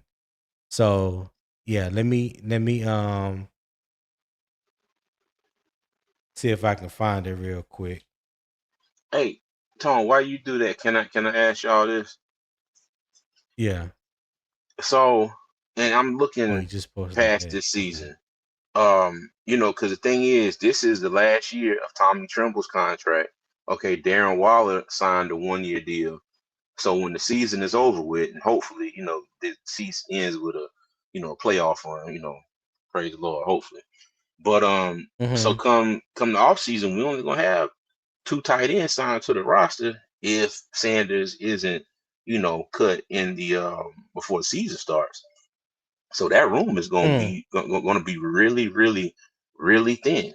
And I'm thinking like this, now the kind of you see what Bryce Young does this year, okay? Because there's still there's still a chance he might not make it back next season because they haven't signed his him and his extension.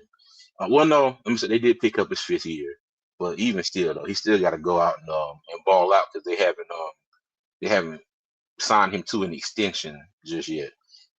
But anyway, this tight end room is gonna be like super thin, so don't leave out the them taking the tight end, first or second round. My thing is this: if they do go tight end, I hope they take tight end first round. But again, this is Carolina. It depends on the needs that we have, at other positions. And Darren Waller is like 33 years old, if I'm not Yeah. mistaken. Yeah. So Yeah, something like that. Yeah. Yeah. Like I said, I say all that to Okay. say, looking forward, tight end gonna be real interesting. Well, look, we're gonna look at the roster update that Joe Person put out on the Athletic. Let me remove this right here real quick and remove the widget. And let me blow this up. So let's look at and let's see what he have here. All right. So the 53-man roster projected with Darren Waller in, which tight end is out. That's fun though. We already talking about it, Joe. So let's see what he have. For quarterbacks, he got us carrying 3. Bryce Young, Kenny Pickett, and Haynes King with Kyle Trask as the notable cut.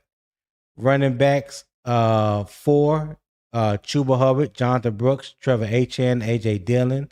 So no notable cuts right now in a running back. Say what? I said that's what I'm talking about, Joe. I'm champion for AJ Dillon. I'm sorry. Oh, tight ends, which is the discussion for the day. Tommy Tremble, Darren Waller, Mitchell Evans, and Feleipe, who's your daddy, Franks. Notable cut. What? Tavion Sanders. All right. Let's see what the reasoning is. He said Waller was a low-risk signing with the potential for high return. Assuming he's healthy, he's on the 53. Waller, who turns 34 in September, tore his quad during training camp in Miami last year. That injury and 2 others that followed came after he had been out of football for a year. But Canales said Waller showed up this week in phenomenal shape. Waller's skill set is similar to that of Sanders, who could be the odd man out. Canales called Franks one of the top special team players in the league, and the former QB has improved as a receiver. All right. Well, there we have it when it comes to that. Oh, let's talk about the receivers since we're here. Terrell McMillan, he had him keeping 6. Terrell McMillan, Jalen Coker, Xavier Legette, Bryson Tremaine, Jimmy Horn, and Jacine Reed. On injury reserve, we have Chris Brazel and Dan Chesina. Notable cuts, David Moore and John Mechie. Wow. Okay. Imagine taking that number 3 wide receiver spot, huh? Imagine that. Hey, according to Joe Person. Say what, CJ? I said, quote me on this one. David Moore ain't getting cut. Canales like him. Yeah, I don't believe he getting cut neither. Offensive line, we're keeping 9. Oh Lord, let's see who we got on here. Rasheed Walker, Monroe Freeland, Robert Hunt, Damian Lewis, Luke Fortner, Sam Heck, Brady Christensen, Stone Forsythe, and Jake Kerham. On the pup list is Taylor Moulton and Ikem Mekwano. Notable cut, Koala Savala. There you go, Poppin. Won't he do it? Your man is on the cut list, Poppin. Yes, sir. Yes, sir. CJ, if you get a chance, man, go check out my short, man. Go check out my short.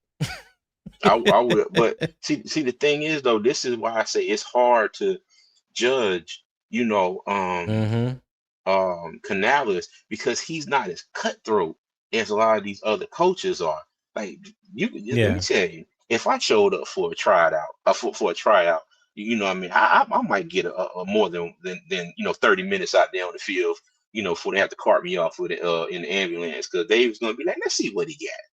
You know what I mean? So yeah, I don't know. Yeah.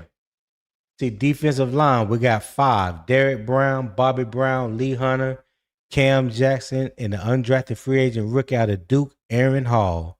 On the pup list is Tershawn Wharton. Notable cut is Jarrett Harrison Hunt. All right.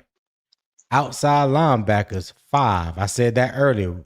5: Jalen Phillips, Patrick Jones, Presley Umamielen, Cam Gill, and Thomas Incoom. Notable cuts: Travis Gibson and Jeremiah Moon. On injury reserve is Nick Scorton. All right. I think I keep Gibson over Incoon, but that's just me. Yeah, me too. But Thomas Incoom is another one that brings a lot of speed off the edge. Gotcha. He does bring a lot of speed off the edge, but I feel you. Because I love how Travis Gibson sets the edge, and he's definitely valued in the run game. All right.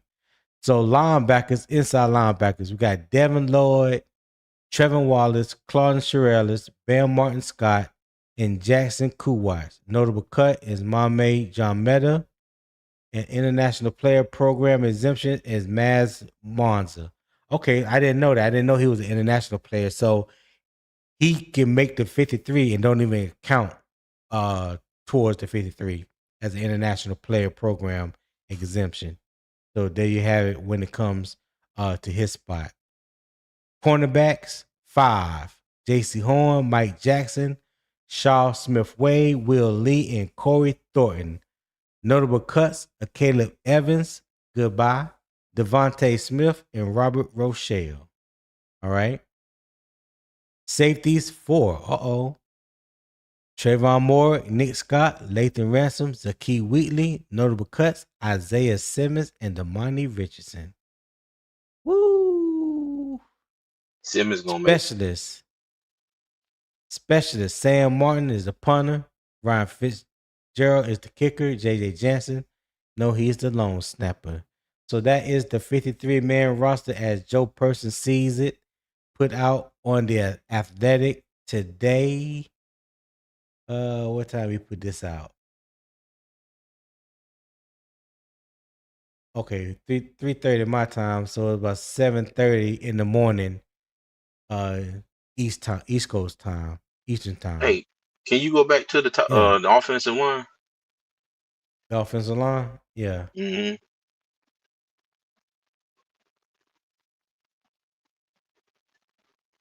There you go. Hey, did y'all see Chandler Zavala taking snaps at center? Yeah. That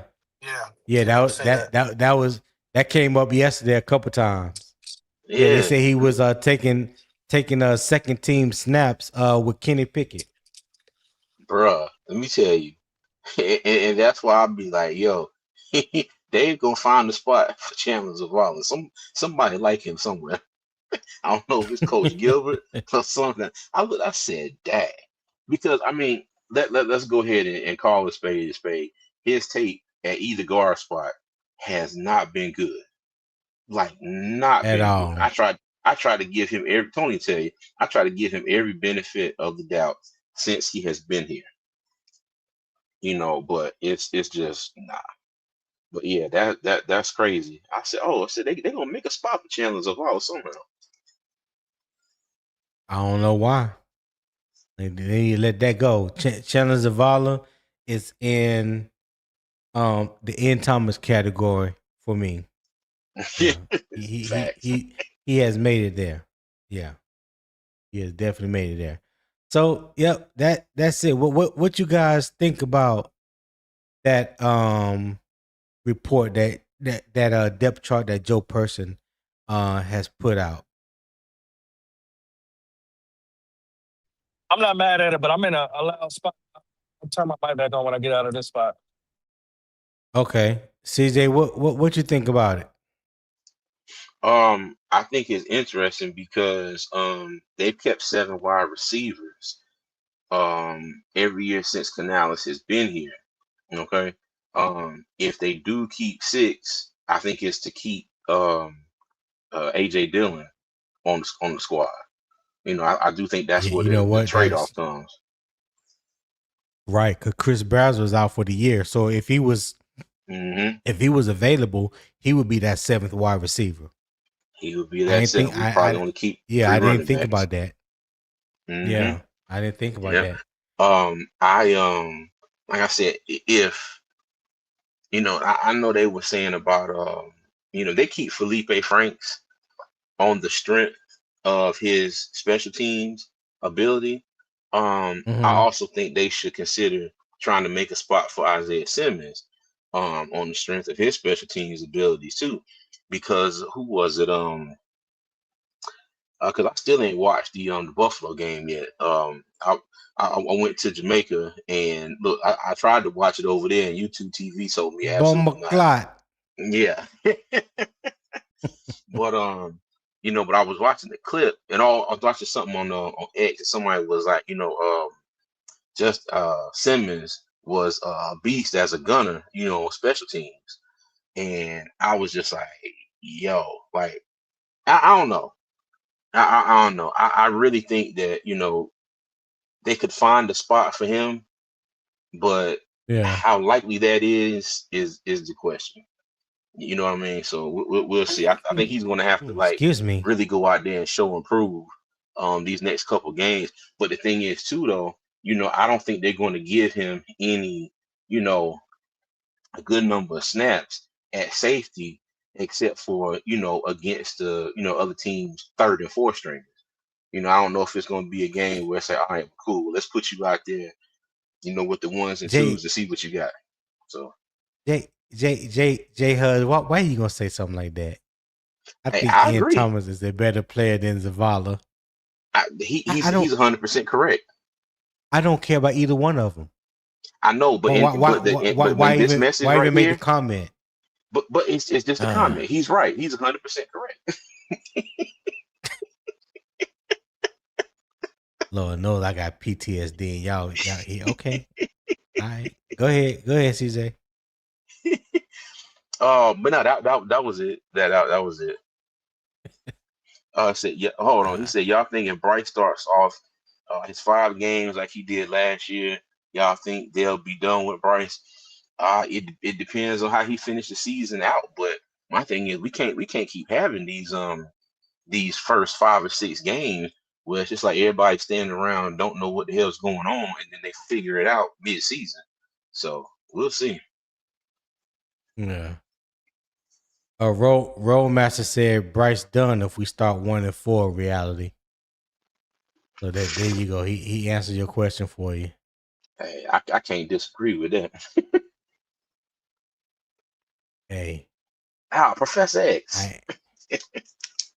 Oh yeah, you miss Professor X came in laid on the couch yesterday for some therapy. Got some things off his chest. No, he feels better. He was able to see the light, change his tune, his way of thinking when it comes to Bryce Young. And not all the way, not 100%, I will say that. But yeah, he was caught in the pickle quite a bit yesterday. Lost for words, stumbling a little bit, quite hesitant in his responses. But we finally got him there. We was Charles Xavier. Yeah. He blessed us by coming on the panel. We got him over the hill. You know what I'm saying? We got him over the hill. So yeah. Today he's back.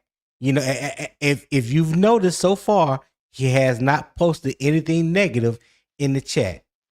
You know what I'm saying? You usually you can expect that from him, but listen, therapy does work. When you have someone that can talk to, that's willing to listen, hear you out. Now, let me leave Charles. But hold on, Tom. He said if you say Bryce Young 3 times, he popping up like Candyman. Bryce Young. There you go, Charles. There you go. He said, is it possible to get Isaiah Simmons to blitz, rush the passer? That's a good question. That's a good question. Possible. I would love to see him be able to do that in some packages. Now, we have to remember who we're talking about. Ejiro Evero.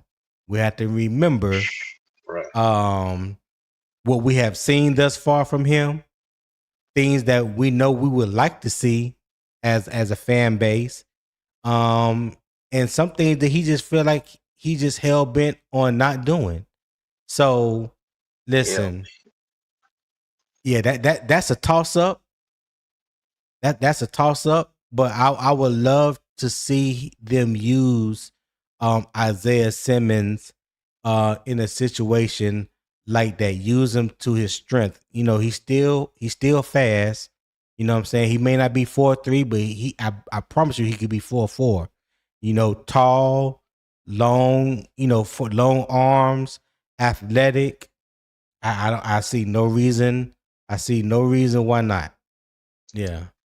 Yeah, because if he get cut, I doubt he gonna clear waivers. Somebody gonna pick him up. Right. All right. Was it Charles? Yeah. Charles know I'm not lying on him. That's why he ain't said nothing. He knows exactly. He knows exactly what I said is the truth. Everybody that's in the panel that was a witness to it yesterday. They witnessed it. Hey, look, hey CJ. He even had other members questioning his responsibility to Panther Nation. He say he done jumped the fence. They rechecking his application and all that. So What? I don't know how that worked out for him yesterday. Yeah. Hey, hold on. Put the next comment up, Tony. Oh, Rollmaster. Oh man. Yo. Let me drop the link in the chat. Let me drop the link in the chat. There go the link, Charles, man. You can hit the link and come on up, dog. You can hit the link and come on up. Yo, I wonder how quick I can find the X-Men theme song. Oh, the X-Men theme song. Look, if you do come here, I'll just sing it like. Charlie the Gamer said y'all probably already mentioned this, but yeah, JT didn't need to drop weight. That's what I said, Charlie the Gamer. I don't believe nobody asked him to drop weight. I think he did that on his own. Not like he was fat and out of shape. I think he was around like 255. That's not big for a tight end. So the weight that he dropped, felt like he needed to get in better shape. I believe that was more on him. I have never seen a report that the Panthers asked him to drop weight. So yeah, I agree with you on that. He also said, depending on what Waller do, JT will be a casualty this season. That's what we're talking about. And evidently, we just looked at the depth chart that Joe Person just dropped this morning. Shout out to Jay Hudge, who brought that to my attention. And he had Jatavion Sanders being cut. Yep, he had Jatavion Sanders being cut. He had the 4 tight ends: Tommy Tremble, Mitchell Evans, Darren Waller, and Feleipe Franks. That's who Joe Person had. All right. He said, "Fast. I think he was trying to find a way to be Bryce friendly, and I respect it, but okay." Yeah, Charlie, we know you don't respect that. Stop lying. You know damn well you don't respect that. All right, CJ. So let's transition on. So Franks brings a 3-phase value. Sander brings receiving potential. Now let's get to the larger question. What does Carolina actually need from every tight end it keeps? All right. So the second half question. What value must Carolina's tight ends bring beyond catches? All right. So let me give you the facts first. The Panthers tight end room contains different player profiles. Waller brings veteran receiving experience. Sander brings young receiving upside. Trimble brings established physicality and experience. Franks brings major special teams value. And the remaining players are competing to prove they can fill defined offensive and game day roles. Canales have made it clear that retaining a critical special teams player can affect the number of backs, linebackers, safeties, or receivers Carolina carries. All right. A tight end's value cannot be measured only by catches. The position affects run game structure, pass protection, play action credibility, pre-snap motion, red zone matchups, personnel flexibility, and at the bottom of the roster, special teams coverage and return units. Carolina does not need every tight end to do every job. It needs each player's role to be clear enough that the offense gains an advantage when he is on the field. So, CJ, my question to you is, should Carolina prioritize specialists or guys who can do a little bit of everything? What say you, dog? Hey, cuz, I'll be right back, cuz. Ain't that something? As soon as I ask a question, he talking about he'll be right back. Well, I tell you. All right. So I asked the chat. Chat, should Carolina prioritize specialists or guys who can do a little bit of everything? So you could type specialist or everything in the chat. All right. I greatly appreciate that. And I will read them as they come in. All right. Me personally, I would say when we're talking about, again, that fourth tight end spot, we're not talking about tight end 1, tight end 2, or even tight end 3. We're talking about that fourth spot, the value spot, right? You need to be able to have more value than just catching passes. You do. You just have to have more value than that. All right. And the tight end position is no different than any other position on the team when you're talking about what value do you bring outside the starting 2 rotation, right? Do you bring value on kickoff returns, on punt returns, in anything of that nature, right? What value can you bring? And that, like I mentioned earlier, when you're talking about the value between Feleipe Franks and Tavion Sanders, I give it to Feleipe Franks because his value is not only special teams, he could be your third emergency quarterback. All right. And according to all reports, he has shown that he is better now as an actual tight end. Now, does that mean he's going to move up the tight end depth chart? No, it doesn't mean that. But that's another added value. So that's 3 things that he brings to the table when you talk about his value to the team. Right now, Tavion Sanders only brings 1.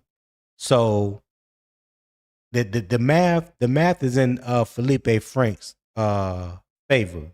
And like you heard me read earlier, based on the article that Joe Person put out in the Athletic talking about the tight ends. Let me see if I can find it again. Yeah, basically called Franks one of the top special team players in the league, and the former QB has improved as a receiver, and that someone with that value can affect the numbers at other positions on the team, because you don't want to let a core special teamer go. Just as much as people, we emphasize offensive defense, special teams also can be a game changer for you.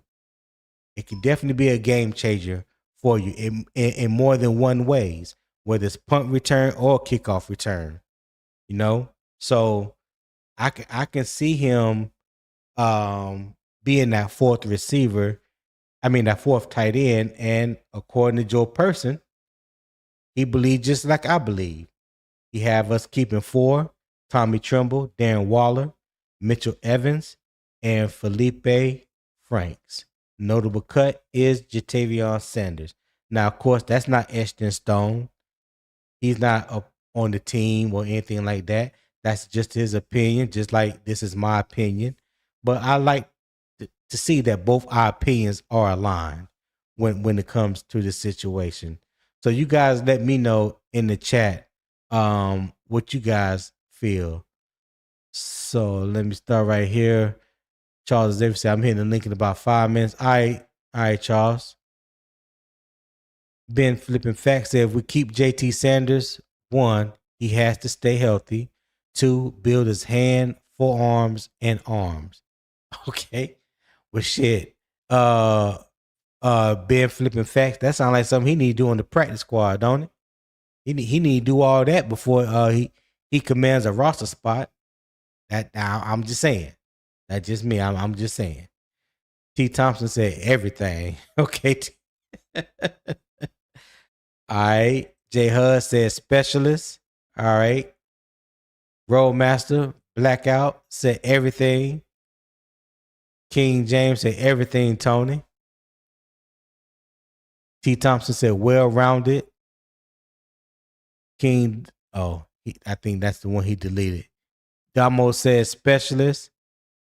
Roadmaster said I can see some trick plays loading with Franks. Hey, that's a possibility too, Roadmaster. I didn't even think about the trick plays. The more you can do, the more value you bring to the team, helps your case of making a team. I can't say that enough. The more you can do, the more value you bring to the team, helps your case in making the team. That is facts. Atlanta Boy said, why has he been on so many teams? That's a good question. That's a good question too. So let's, as if you may not remember, Feleipe Franks came into the league as a quarterback. He was a quarterback at the University of Florida. You know, I thought he was okay at Florida. Definitely had some things that he need to work on as a quarterback. I can't remember if he got drafted or he was an undrafted free agent. I think after a year or two, he made the switch to tight end. So you're talking about someone that has learned a new position while he has been in the NFL, something that he has never played before. So he's not getting as many reps at the position as someone that is the starting tight end or even a number 2 tight end. So over the past 3, maybe 4 years, I can't remember exactly how many years he has been in the league. He has been transforming his game, his body, his mentality into a tight end. Now he has made teams because of his special teams value. At the same time, I believe that he's trying to get better at the tight end so he could possibly stick with a team even longer. During this training camp, it has come out that he has shown better hands, better route running. Whether that's true or not, I don't know. So I ain't gonna sit here like I'm trying to, pound the table for him or nothing like that. But if it is true what they are saying, then it sounds like to me that he's possibly improving his chances of making the 53. We do know that Carolina brought him back because he does have some value with the special teams. They look at him as a core special team member. So just that one alone right there, I believe he'll make the team. But his other added value is maybe getting better at tight end. He definitely has a certain level of toughness that you can't coach. We already kind of know how he's wired. And he can be that emergency third quarterback if you need it. Instead of Carolina keeping 3, as Joe Person reported in his article today, instead of 3, they may be just decide to keep 2, and Feleipe Franks is your third emergency quarterback. They can do that. So we'll see. We'll see. So I hope that answered your question, Atlanta boy. My man Charles Xavier All to right. the table. Man, how we feeling today, man? You good? Oh man, Tony, I feel great, man. I feel good, man. You know, just waking up. I got a huge load off my shoulders. You know, yesterday morning. Yeah. You know, I've been catching strays. Lay your burden, I ain't gonna front. lay your burdens down at the altar, brother. Just lay your burdens down at the altar. Yeah, man. Come as you are.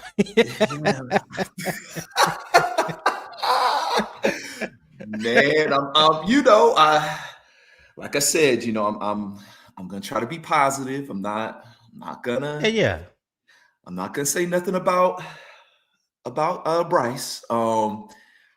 You know, I want us to run 2 tight end sets. Like we got Darren Waller, we got Mitchell Evans. Why don't we see some 2 tight end sets? Why don't we see some like dominate these smaller safeties, slower linebackers? You know, I feel like we got 2 tight ends and Waller and then Evans to where both of those guys, I like the way they play. They got like they have like a nasty streak in them. Like Evans, I like the way he blocks. You know, Evans is you know, he has that nastiness like in him. I like that. You know, we need that. Gotcha. Yeah. Charlie the Gamer said, you know damn well why, Charles.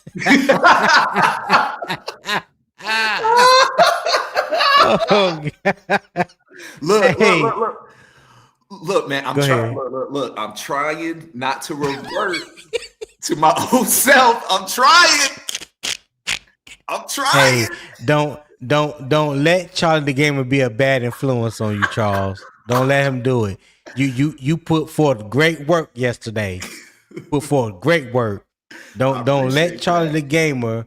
Don't let him resort to you being that you know, being your old self. Right, what I'm trying to say. I right. couldn't get my damn words out. You know, because now I am a new man. I'm trying to talk to him, Charles. You know, objectively. You know, I know we got the little quarterback. I know we got, you know, the little Jalen Hurts, but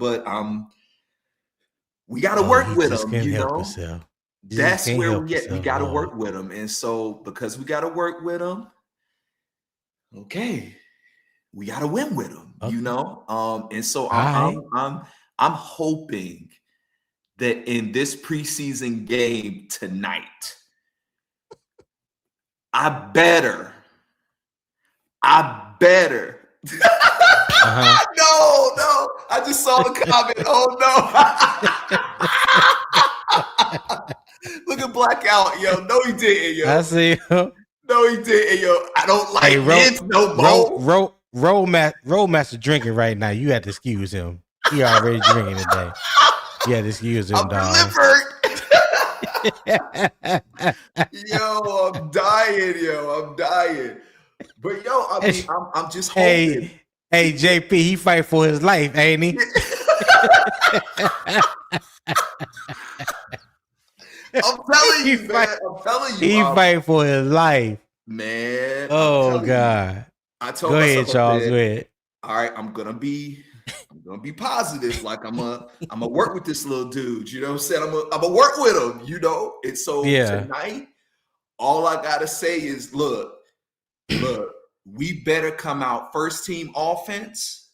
We better come out and score a touchdown on the opening drive. I'm not talking about first downs. I'm not talking about, you know, this or that. My whole thing is this. If they score a touchdown on the opening drive, I'm fine with that. Don't you vex? Don't you vex? Dang, yo, they on me, yo. Dang, Will. I won't, Will. Hey, tell him, hey, Chief. Tell him, Chief. Don't you backslide. Don't you dare do it. Don't you dare do it. Yo, I would try not to, man. But look, tonight we better get an opening touchdown. We bet we better get a touchdown the first time we touch the ball on offense. And basically, if we see that, I'm fine with us literally sitting the whole first team offense down after that. Period, point blank. That's all I need to see. An opening touchdown. After that, sit them. Somebody need to turn your volume down a little bit, Charles, because I hear the reverb in your background. So what happens if we don't? Well, what happens? What happens if we don't score on the first drive? So let's just say, and this is just hypothetical, of course. Let's just say we don't score, but we do show that we can move the ball. So say at least there's a 7-play drive, right? There's a 7-play drive, and instead of scoring a touchdown, we kick a field goal. Then what? I don't want no field goal. I don't want no safety. I want a touchdown. I want a touchdown. I understand that. I want a touchdown. I don't want no. I understand that. Look, I want a touchdown. I need to see us go. I need to see. I got it. Bring up that one. Yo, man, these comments killing me, man. Hey, and full transparency, Charles, I want to see a touchdown too. I want, given what we saw against Buffalo, I want to see us go down and score the first time we touch the ball. But my question is, what if it doesn't happen? What if it doesn't happen? Okay, if it doesn't happen, I gotta leave him out there until. Hold on. Hey Zip, mute your mic for me, Zip. Go ahead, Charles. Yeah, like if it doesn't happen, okay, I leave him out there. But they got to get a touchdown, man. I heard. I feel you. Okay, let's try this again. Charles, I sympathize with you. I want the same thing that you want, Charles. You are not alone. I'm here with you. Okay. If I was there, I toast you up and put my arms around you, brother, and say, "Damn it, touchdown! Here we come." I got you. I understand all that, but, and this is not even a big but, because it's just a possibility that it may not happen. What happens if we don't score a touchdown, but we get a field goal? Then what? Okay, we don't score a touchdown, but we get a field goal. Okay. All right. I can deal with that. Okay. I can deal with that. He can't do it. Boy, he can't. He fighting for his life. Hey, it's like Charlie. Hey, like Jermaine said, he fighting for his life, dog. He can't even be dog. I thought you said you were not gonna backslide. I'm cool. Okay. You gonna make Will cancel his damn conference. That's what you gonna do. You ain't gotta do it. You ain't gotta do it, Charlie. Matter of fact, me and 336 pulled out your file. When you get a chance, meet us back at the X Mansion. We're gonna go over it in the danger room. Cerebro. It's a small briefing. Yeah, it's just a small briefing. There's some things that was concerning. So far you're doing good. You're working your way back in. Working your way back in. Oh man, I'm trying. God. I'm trying, man. That's the okay. If we can, I want to see improvement. I want to see improvement. I want to see us. I want to see Bryce. Hold on, Charles. Charles, why you get yourself together? Because it seems like you need a little time. Zip, what's going on, my guy? Damn, Charles taking about 20 minutes to get his thought out. I ain't gonna even hold you. Hey, real quick, Tony. Hey, remember when Kelly Blue was talking about struggling Panther fans? God damn, Charles, you kind of fit that mold right now, brother. You kind of fit that mold. Struggling Panther fans. Hey, it's Zip, Bryce, man. I can't help it, man. It's Bryce. Zip, no, what he trying to do? Because yesterday, he came and laid out on the couch, got a blanket, kicked his shoes off, and started confessing how he feel yesterday.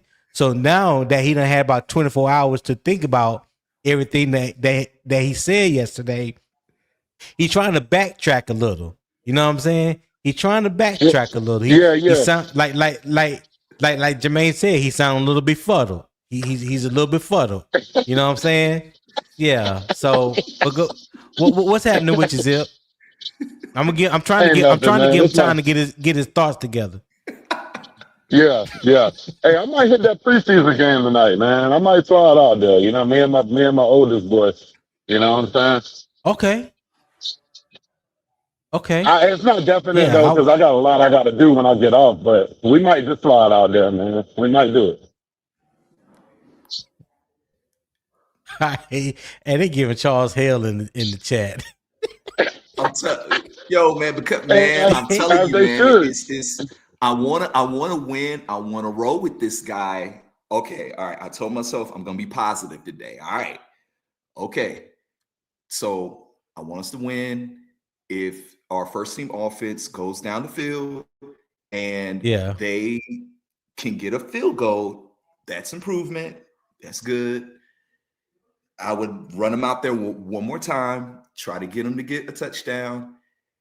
If they don't get it the second time that they're out on the field, I would take them off the field and just rest them. Because at this point, I don't want no one getting hurt. I don't want the guards getting hurt. I can hear right. Boy, y'all giving me hell, boy. I ain't mad. but you know, that's what I would. That's what I want. Maybe we need to call maybe. Yo, man, these comments, man. I'm trying to sit here talk about these comments, man. They on your head though. They on your head. I ain't even mad at them. Hey, listen, we've been in here 2.5 hours right now. If you are enjoying the conversation, the debate, the energy, the vibes that the morning kickoff has brought to you on this Freedom Friday type morning, show love and scan the QR code, support the show. I would greatly appreciate it. My daily goal is $25. That's it. Not trying to pay you rent. It's $25. Also, if you're watching on the YouTube channel, if there's a pinned comment at the top that will take you directly to my PayPal. You do not have to have PayPal. Just click the link or scan the QR code, pull out your old trusty debit card, and give a small donation that in return will be given right back to the channel. We'll put into the channel. I have some things that's getting ready to come up that will show you that your hard-earned donation is being put to use. All right, I'm gonna try to put one of them out tonight. I'm not sure how that's going to go just yet, but yeah, if not tonight, it will be out next week. One of the things I do have planned. So yeah, feel free to donate. I would greatly appreciate that. And if you haven't subscribed to Unbiased Opinion Sports Talk, please do so. I know majority of you are watching through Carolina Armchair GM CJ channel. If you would open up another browser on your desktop, laptop, tablet, or your phone, go to youtube.com/@UO Sports Talk. That's also my handle on Twitter and in Patreon on Patreon @UO Sports Talk. I'm trying to get over 100 followers on Twitter. I greatly appreciate it if you guys would join me over there as well. Maybe I'll start posting a little bit more over on Twitter, but also the Patreon community. I post there daily. 3 tiers to the community over there. The football season's getting ready to ramp up. We're gonna be doing some film breakdown, schematics, technique, things of that nature, college and pro, because I have a huge library of a college film. No highlights. Everything is all 22 film. So again, join the community on Patreon, support the community here on YouTube, and I would greatly appreciate all you guys' support. Charles, you ready now? Yes, sir. I'm ready. Okay. I'm ready. So I'll just transition. I'll just go to and hold that thought real quick. Shout out to Roadmaster Blackout TV for the $5 super chat. He said for the content. Hey, appreciate that, my guy. Salute to you. Thank you for supporting the channel. All right. So yeah, go ahead. Go ahead, Charles. So when it comes to some of the most important, jobs of a tight end, I think tonight and really this whole season, I feel like, damn, boy, they all be, boy. I feel like, they have to, you have to be able to help in the passing game. Of course, you want to run, great routes, you want to catch, passes. Yes, but you got to pass block, right? Also, we need our tight ends to help out in the run blocking game. We need them. And then I'm also looking at Darren Waller. I need him to be that big red zone threat. I need him to be that guy that can be a big body for Bryce in the end zone. Whenever Bryce kind of rolls out, when he has those moments to where he can create, right? Those moments to where he can kind of get out on the run and he can kind of throw on the run. I think that's where utilizing tight ends would be big. Now, the question is, are we going to do that during the season? We haven't really utilized tight ends within this whole offense. Not really. I mean, kind of, sort of, but not really, And so personally, I would love to see us kind of have a layout that Ted, he gets probably the most targets, after that Coker, and then let it be the tight ends. Let it be Waller. Let it be Evans, in that order. Because personally, I feel like you got to go, like, notice how Bryce, I feel like, does better when he has larger. I just hold on 1 second, Charles. I just dropped the link for you, Jermaine. I just dropped the link in the chat. Go ahead, Charles. Yeah. Notice how Bryce, he plays pretty good whenever he has a larger receiver to where he can throw to, And so I feel like if we can kind of find a way to kind of like incorporate these guys throughout the season, well, then we got to check what Xavier's superpowers must. Oh, man. I'm telling you, boy, they going, what, boy? It's all love, man. I love y'all. It's all love. Don't get it twisted. I can read your mind. Okay. I can read y'all's mind. So I already know what time it is. You know what I mean? But I forgive y'all. Hold on 1 second, Charles. Hey, shout out to Chris 17227 with the $5 super chat. Hey, I greatly appreciate that, my guy. If you haven't subscribed to my channel, Unbiased Opinion Sports Talk, please do so. Just open up your browser. As a matter of fact, if you see my avatar in the chat, because I just posted the PayPal link. If you click the avatar, it would take you directly to my channel, and you can subscribe there. All right. So yeah, just click the avatar, UO Sports Talk, and it would take you directly to my channel, and you can subscribe, turn that post notification bell, select all, so that way you be made aware when I go live. I go live every weekday, Monday through Friday, 7 a.m. Eastern time. All right. Thank you for your support, my guy. Go ahead, Charles, with your soliloquy. Yeah, man. Basically, like I was saying earlier, I could read y'all's minds, but it's all good. I forgive y'all. At the end of the day, it's all about it's all about making this team better, you know, and finding ways to win.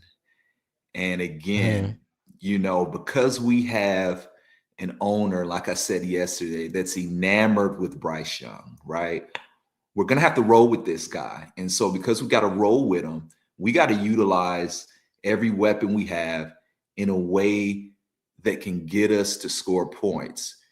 One thing one extra thing I will say too, we got to find a way to start strong and put touchdowns on the board in games. No more, you know, I mean, granted, I get it, you know, you don't want to leave points out there, but if we have opportunities, I need Bryce to be aggressive.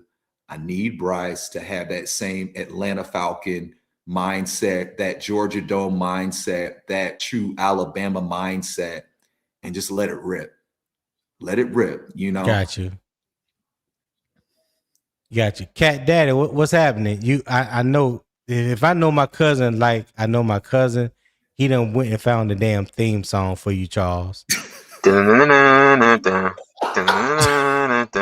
go.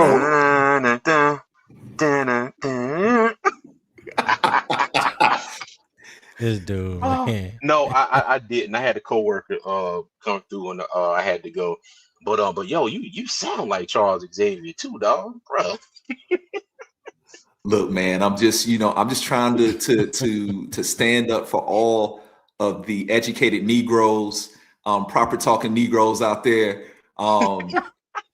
You know, I'm here, you know, and so, you know, I felt like, you know, it couldn't just be Nick, you know what I mean? Like, it has to be more. So I thought about it. I said, you know what? I'm getting on the show.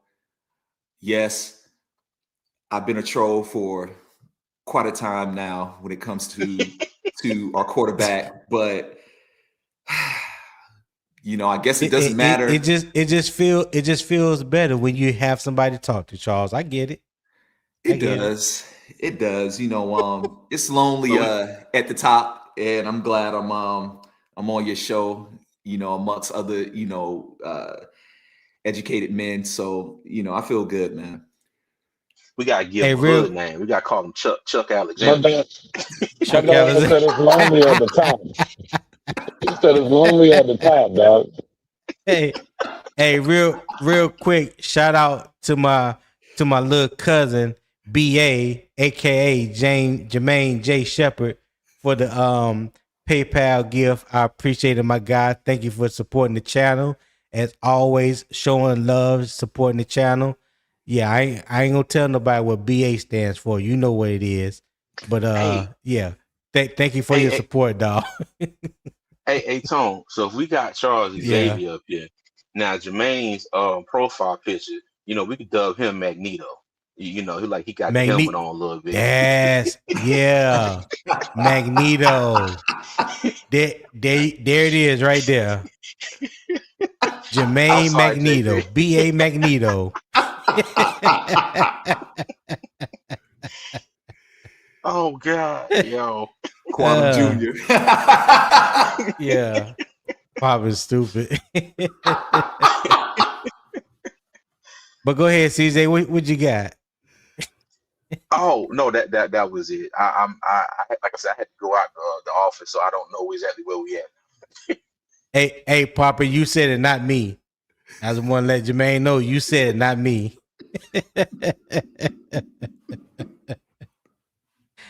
All right, so let me ask you guys a question, and Zip, you can go first on this one because I know you've been sitting back chilling for a minute now. You know, listen to that deposition that Charles just gave. Should special teams break the tie, or does offensive upside always win? Well, I think special teams is an aspect of the game that not a lot of people focus in on. You know what I'm saying? And I say that talking about the fan base, but it's a way to win. You know, it's a way to win. So if we can put something into it, you know what I'm saying, and continue to add guys who's going to be impact players on special teams, I'm all for it. The offensive side, I think we're going to have to be 10 times better than what we've been. And I'll say this, Tony. Bryce is on thin ice with me, dog. I ain't even gonna hold you. I done been coming to a Here couple. Okay. we go. I done been coming to a couple real. Hey, Charles, though, I'm still not with you, brother. I'm not with you, brother. Let's not get it I knew confused it. here now, Charles.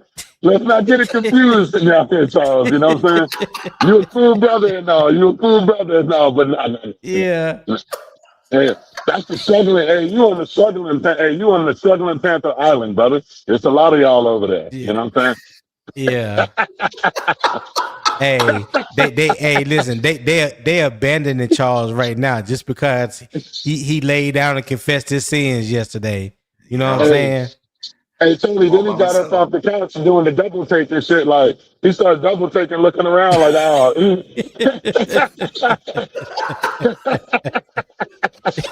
Hey, he knew he fucked up, Oh Tony. God. He knew he fucked up. Yeah. Hey, That is Charles, crazy. we gotta go. It's crazy. Charles, we gotta go page 336 now. 336 ain't gonna like that. I'm letting you know. Oh He ain't man, gonna I like it, know, brother. man. Yeah. Hey, listen, popping the 336. They're already putting his application, going it over it again. You know, he getting a thorough review. Yeah. CJ, what you got, dog? Should special team break ties, or does offensive upside always win? I think it should be offensive upside, but legitimate offensive upside. I think in this case that his special teams abilities probably outweigh his offensive potential. You know what I mean? Right. But Right. but my thing is this now: if you keep Feleipe, I was trying to bring AJ Dillon into this if they had a spot for him, but Feleipe would be part of the 4. They're gonna keep 4 regardless. So let me just focus on this one. To be honest, like in his case, God. I think it's gonna be his special teams ability. I don't think he's a terrible receiver. You know what I mean? And yeah, it would have to be special teams with him because I don't think he's going to see the field that much as far as the tight end squad. So, yeah. Okay. All right. Hey, not you about to shed tears over there. What? Yeah, boy, I am crying real tears. You hear me? Hold on. I got to shout out. Will. Bird lost souls. Hey, shout out to Will Tip Drill Robinson, my brother from another, for the PayPal gift. I greatly appreciate it, my guy.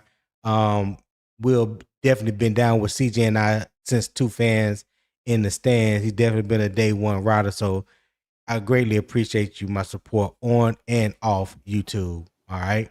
Definitely appreciate it. But go ahead, CJ. Oh no, that was it. I was done. Yo, JP comment got me over here hollering. He told Boy. Yo, I'm telling you, man, they going in. He like Kevin. Oh my goodness. Yo.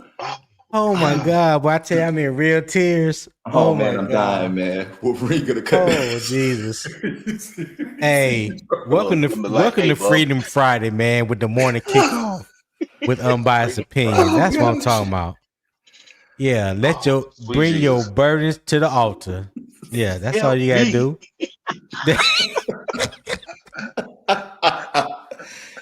Yo, I'm dying, man. I mean, these comments, man. I'm dying, man. You know what?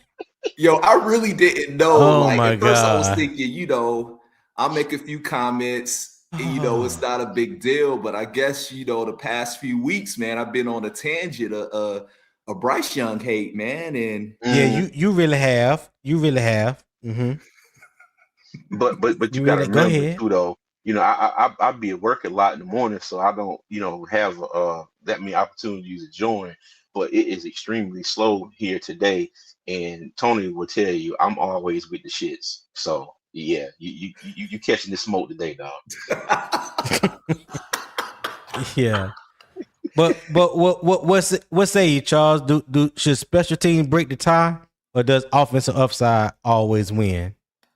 You know what? For our team, Special teams. And I say that because for whatever reason, man, we haven't had a good return man in years. Like, I feel like we haven't had a guy that you can kick it to, you can punt it to, and he can actually possibly get you 10 yards, 15 yards. You know, we haven't had that guy in a long time. And so I feel like if we get No. We had one. They let him go. Blackshear. Who? Raheem Blackshear. Raheem Blackshear. Oh, okay. Yeah. Okay. I like Blackshear. Okay, you're right. Blackshear was one of If I'm them. not But like mistaken, outside that of 1 year, he led the league in one of them kickoff and punt returns. One of them. I think he was like top 2. He was like top 2. Yeah. You're right. Blackshear. I can think back to like maybe like Ted Ginn. But like I feel like if we could have that guy that could be a threat when it comes to punts, when it comes to kicks, then I think it would help out our offense so much more. You know, because the one thing that does stand out that really a lot of people don't realize is when we went 15-1 with Cam Newton, we had like, I think we were ranked number 1 in what was that stat in our starting drives, like started at like the 40-yard line, I think, or like something like that. You know what I mean? And so I feel like if we can get that, oh yeah, we have that can break it. Yeah. Okay. All right. So which tight end helps Bryce Young when the first read is gone? Who do you think that tight end will be that can help Bryce when the first read is gone? CJ, you go first and then Zip. Okay. As of right now, with everything that has gone on here lately, healthy and up to speed on the offense, Darren Waller.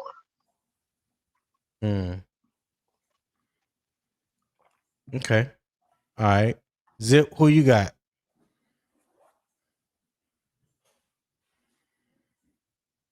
You're on mute if you're talking, Zip. Okay, we'll come back to Zip. Go ahead, Charles. Who you got? What you got? What tight end helps Bryce when the first read is gone? I mean, naturally, I would say Mitchell Evans because he's had more time to work with Bryce. But the tight end that I want to see be that next option, Darren Waller. All the way. I agree. I think Darren Waller brings another dimension that we have all talked about in Panther Nation for the past couple of years, for a while now. Honestly, since Greg Olsen left, that we need a true, reliable, pass catching tight end. I know CJ and we have been talking about it just as much as we've been talking about needing another corner. We need another pass catching tight end. Facts. I know we haven't really utilized the tight ends as much, especially when Dave Canales, his first year in Tampa Bay, he used Cade Otton, but he used Cade Otton because the injuries that was being dealt with Mike Evans and Chris Godwin. So he basically became the number 1 option that year. But in today's NFL, because it has morphed back into a pass catching offense, pass catching league, and especially with more teams now running 12 personnel, 13 personnel, when you can have 2 reliable tight ends that are capable of threatening the defense, it makes you that much more explosive. It puts the defense on their heels because they can't pinpoint which direction or which tight end may leak out, for to run a route. You know what I'm saying? So, like I said, I like Mitchell Evans. I believe he can catch really good. He was just limited with opportunities last year. I would like to see his touches go up more. Tommy Tremble has gotten better when it comes to catches and route running than he was his rookie year coming out of Notre Dame, because he was known more as as a run blocking tight end than a pass catching. So yeah, I would like for us to get to that point with Darren Waller. He is a true legitimate 6'6.5", almost 6'7" tight end that got great hands, that can still run, even though he has gotten up there in age. I know a lot has been made about him being 32, getting ready to turn 33, but he doesn't have a lot of miles on his tread. You know what I'm saying? So I like, as long as he has gotten everything together, because he does have a history with certain things, so if he's past that, and if he can stay relatively healthy for us this year, he definitely opens up something in the passing game that we haven't had in a while since Greg Olsen. So that's what I'm definitely ready to see. You talking about Waller? Yeah, talking about Dan Waller. Yeah. Hey, but real talk though, can we really trust somebody that fumbled Kelsey Plum? Like, come on, dog. I can't. Shout out to Mr. Hunky Dory for the $5 super chat, man. He said, I said good morning, LOL. Mitch Evans still a newborn pup, and he has potential to become more in our offense. We need much more from our tight end. I absolutely, Mr. Hunky Dory, I agree with you 110%. Appreciate the $5 super chat. Thank you for supporting the channel. All right. Go ahead, CJ. You was going to say something? Or you had just throw that in there? It was something else, but I said that and forgot what my previous comment was. I'm old as hell, so forgive me, y'all. I'll think of it in a second.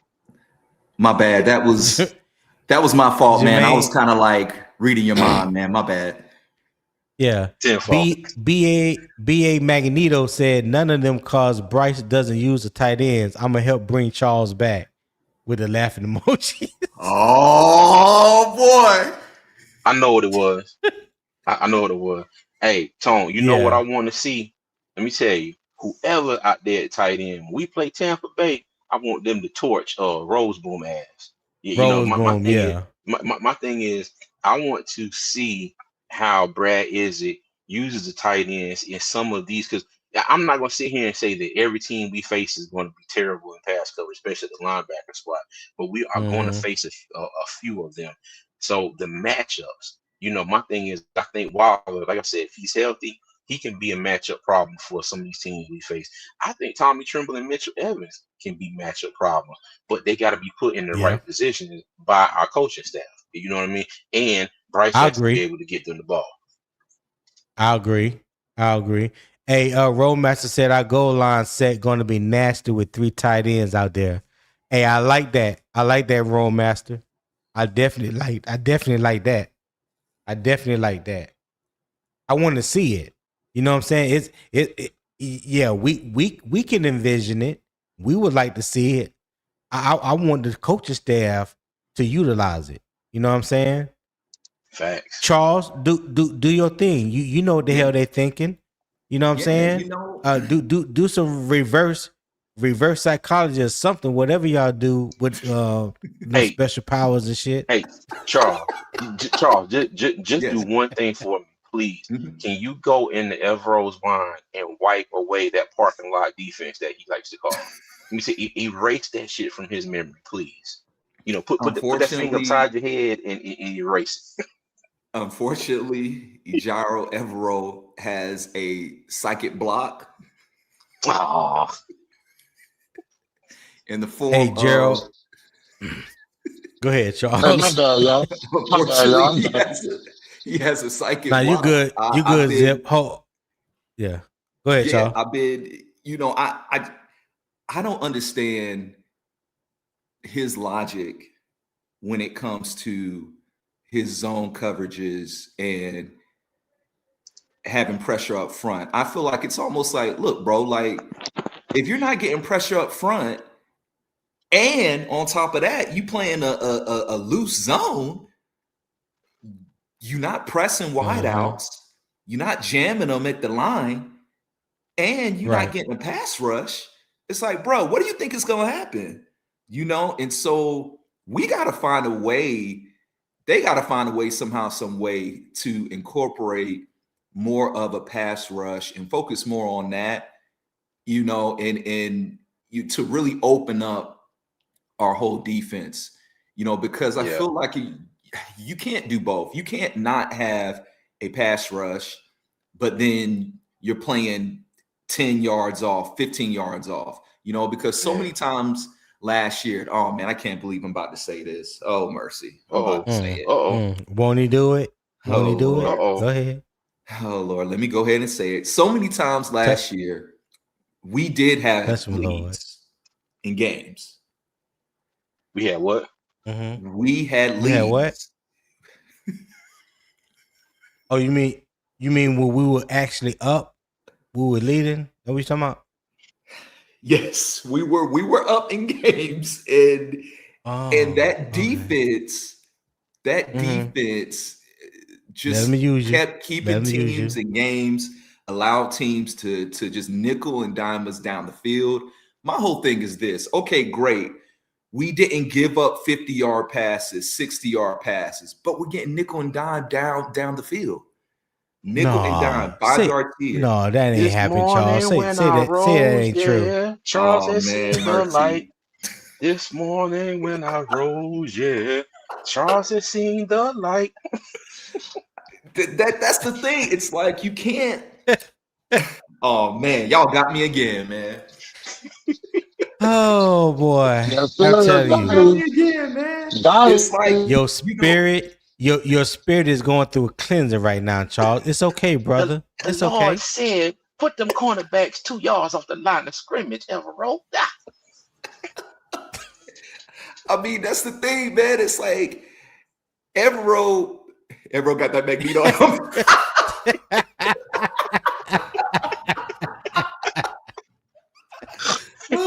Oh man. Oh god. Damn. Oh god. I know my coworkers like, what's he laughing at in there? Oh boy. Oh my god. He got it on, man, because a perfect example, the Rams playoff game. I mean, let him use you. Bryce actually leads us down the field. Touchdown, we go up. The crowd is going crazy. Coaches are hype. Players are hype. Everything is good. Hallelujah. And then literally, as soon as the defense came out on the field, my first thought was, oh, Lord, we about to lose this game because our corners are going to be 10 yards off. And knowing Matthew Stafford and knowing just how smart he is, he's just going to just attack the zone. He's not going to throw no deep, crazy passes. He's not going to do nothing, extraordinary. He's just going to attack the gaps in the zone defense. And that's exactly what he did. He nickel and dimed us down the field, and they won. And I can't. I mean, we can't. Okay, we can blame Bryce and say, hey, you got to score more points. Sure, but oh Lord, I'm about to say this. Oh my goodness. But at the end of the day, if your defense is being played like that, if I am a quarterback, I'm laughing, because in my head I'm thinking, man, you know what? Like Jermaine White. I can't read these comments. I'm saying now, JP. That's how we doing. Okay. Okay. That's how we do. Dang. All right.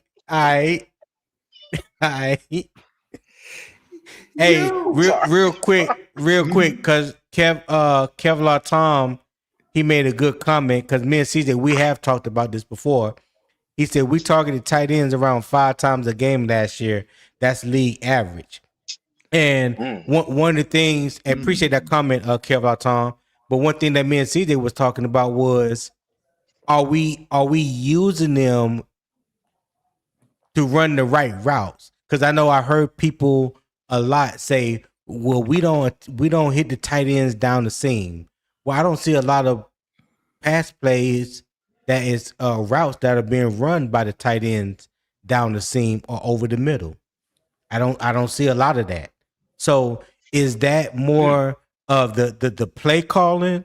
You know, that's baked into the play call. What we asking our tight ends to do? I'm just asking because I don't know. I don't know for sure. I think, and I mean, I'm probably wrong, but like I feel like the biggest issue is that we don't just focus on one tight end. You know what I mean? Okay. It's like we don't just like focus on basically one tight end as our main tight end, and that's who we're going to. It's like when I think about the Carolina Panthers, I think about, okay, if we're going to use a tight end, we're going to use one and just put him on a pedestal and just focus on him. Like our offense, when it ran through Cam Newton, you had a bona fide tight end that you just went to, right? In Greg Olsen. And we just focused on him. And so I feel like trying to like pass it to multiple tight ends, I mean, you can do that. But if I'm a receiver, right, I want to be that featured guy, right? I want to get as many touches as possible. And so I feel like I would rather us maybe pass it a lot to Darren Waller and Mitchell Evans, as opposed to trying to spread it out amongst like 4 or 5 guys. Have you ever seen the message? Right. I'm trying not to laugh, dog. I am trying not to laugh, Mr. Hunky Dory. Dog, listen. Oh boy. You can always count on him for pure comedy. If you don't expect nothing else, I promise you can expect Mr. Hunky Dory to come with the comedy, dog. Oh my goodness. Oh my God. These comments have been A1 today, man. I mean, Poppin just he got a funny comment too, man. Poppin just what I'm saying, they call me the Juggernaut. Oh man. Oh God. I got somebody need to get a picture of Ivero and put a Juggernaut head on him or a Magneto helmet. I gotta see it, dog. I gotta see it. I know one of y'all wizards out there with the internet that y'all can do that. Yeah. Hey, say less. That is too fun. Hold on. I'm gonna get a Magneto helmet for JP. Yeah. Leave that up there so I can snip that picture later. I'm gonna get a Magneto helmet for JP. I'm gonna get a Juggernaut helmet for Piccolevero.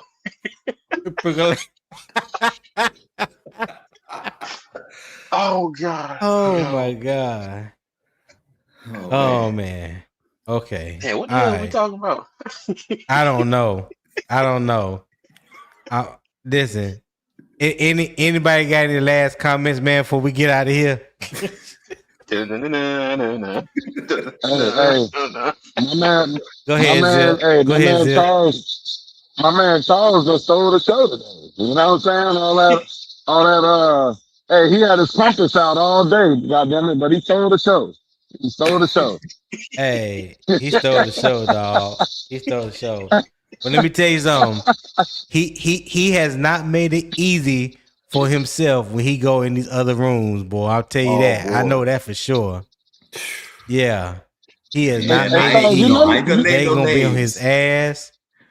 I ain't gonna name no names, man, but just say, man, I'm like a dead man walking, man. You know what I'm saying? On certain shows, man, you know, I tried to get on one show, man.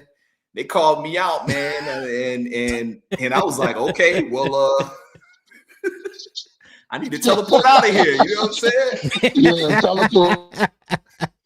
Hey man, don't even worry about that. Hey, wherever you go, speak. Hey, speak your truth, dog. Shoot. Speak truth to power, Charles. Yeah. Speak truth to power. Do not let the last 2 days of session go to waste. Yeah, go to waste. There you go. Do not let it go to waste, man. Don't throw it by the wayside. See, Charles, what you helping people to realize in the chat and in the Panther community is that you can speak truth to power. You can hate Bryce or dislike Bryce as much as you want, and still be truthful about it. See, Charles, you don't know. You helping many other Panther fans that probably felt just like you. They just haven't came and laid on the couch yet. That's all. Their time will come. Don't worry about it. You won't be the only one. You won't be the only one, Charles. And look, Charles, and even if you snap back to whatever the X-Men universe is coming up in Doomsday, you go back there and Bryce is the devil. You can still come on here and talk about it. We're still welcome you on stage. Yeah. Pete, you have a friend in me. You have a friend in me. All right, it's officially time to go. Hey, Tom, bro, you stupid, dog. Y'all got Tony saying? Jesus. Oh my gosh. Oh my God. I'm laughing, man. But see, this is the man. In my universe, Bryce Young, he is 6'5", 250 pounds. Damn, 350. Damn. Damn, 350. He runs a 4.5 40. That joker's a tight end. Yeah. Shit, but he's a defensive lineman. Hey, roll master ain't no helping PPP. He gone, dog. He gone. I won't even attempt. Where's the Chucky said he'll be Andy's friend to the end. Oh gosh. Oh God. Y'all boys on one this morning, bro. Y'all let me tell you something. Oh gosh.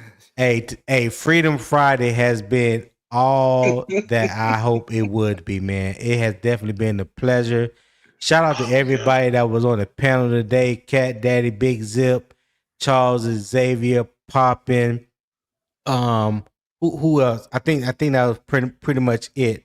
Everybody that's been on the panel. Thank you to everybody that has donated to Unbiased Opinion Sports Talk today. Reality Beats, Will Robinson, Robert Foxworth, Blackout TV, Chris 17227, and Mr. Honky Dory. I greatly appreciate you guys' donations. Thank you for supporting the show. All right. So Feleipe Franks is the versatility test. Tavion Sanders is the development. Tavion Sanders is the development test. Darren Waller is the veteran receiver test. All right. Carolina's tight end decision is not about collecting names. It is all about building an offense that can stay multiple without becoming predictable, and a game day roster that can cover every job. The film has to back up the projection. The production matters and role clarity matters. And on this roster, special teams may decide more than fans realize. If you enjoyed the show, hit the like button on your way out. I would greatly appreciate it. Also, subscribe to Unbiased Opinion Sports Talk. That's youtube.com/@UO Sports Talk is the handle. All right. Share this with other Panther fans, family and friends, even co-workers. And as always, everybody, keep the debate respectful. Keep the football facts first. And always, Panther Nation, keep pounding.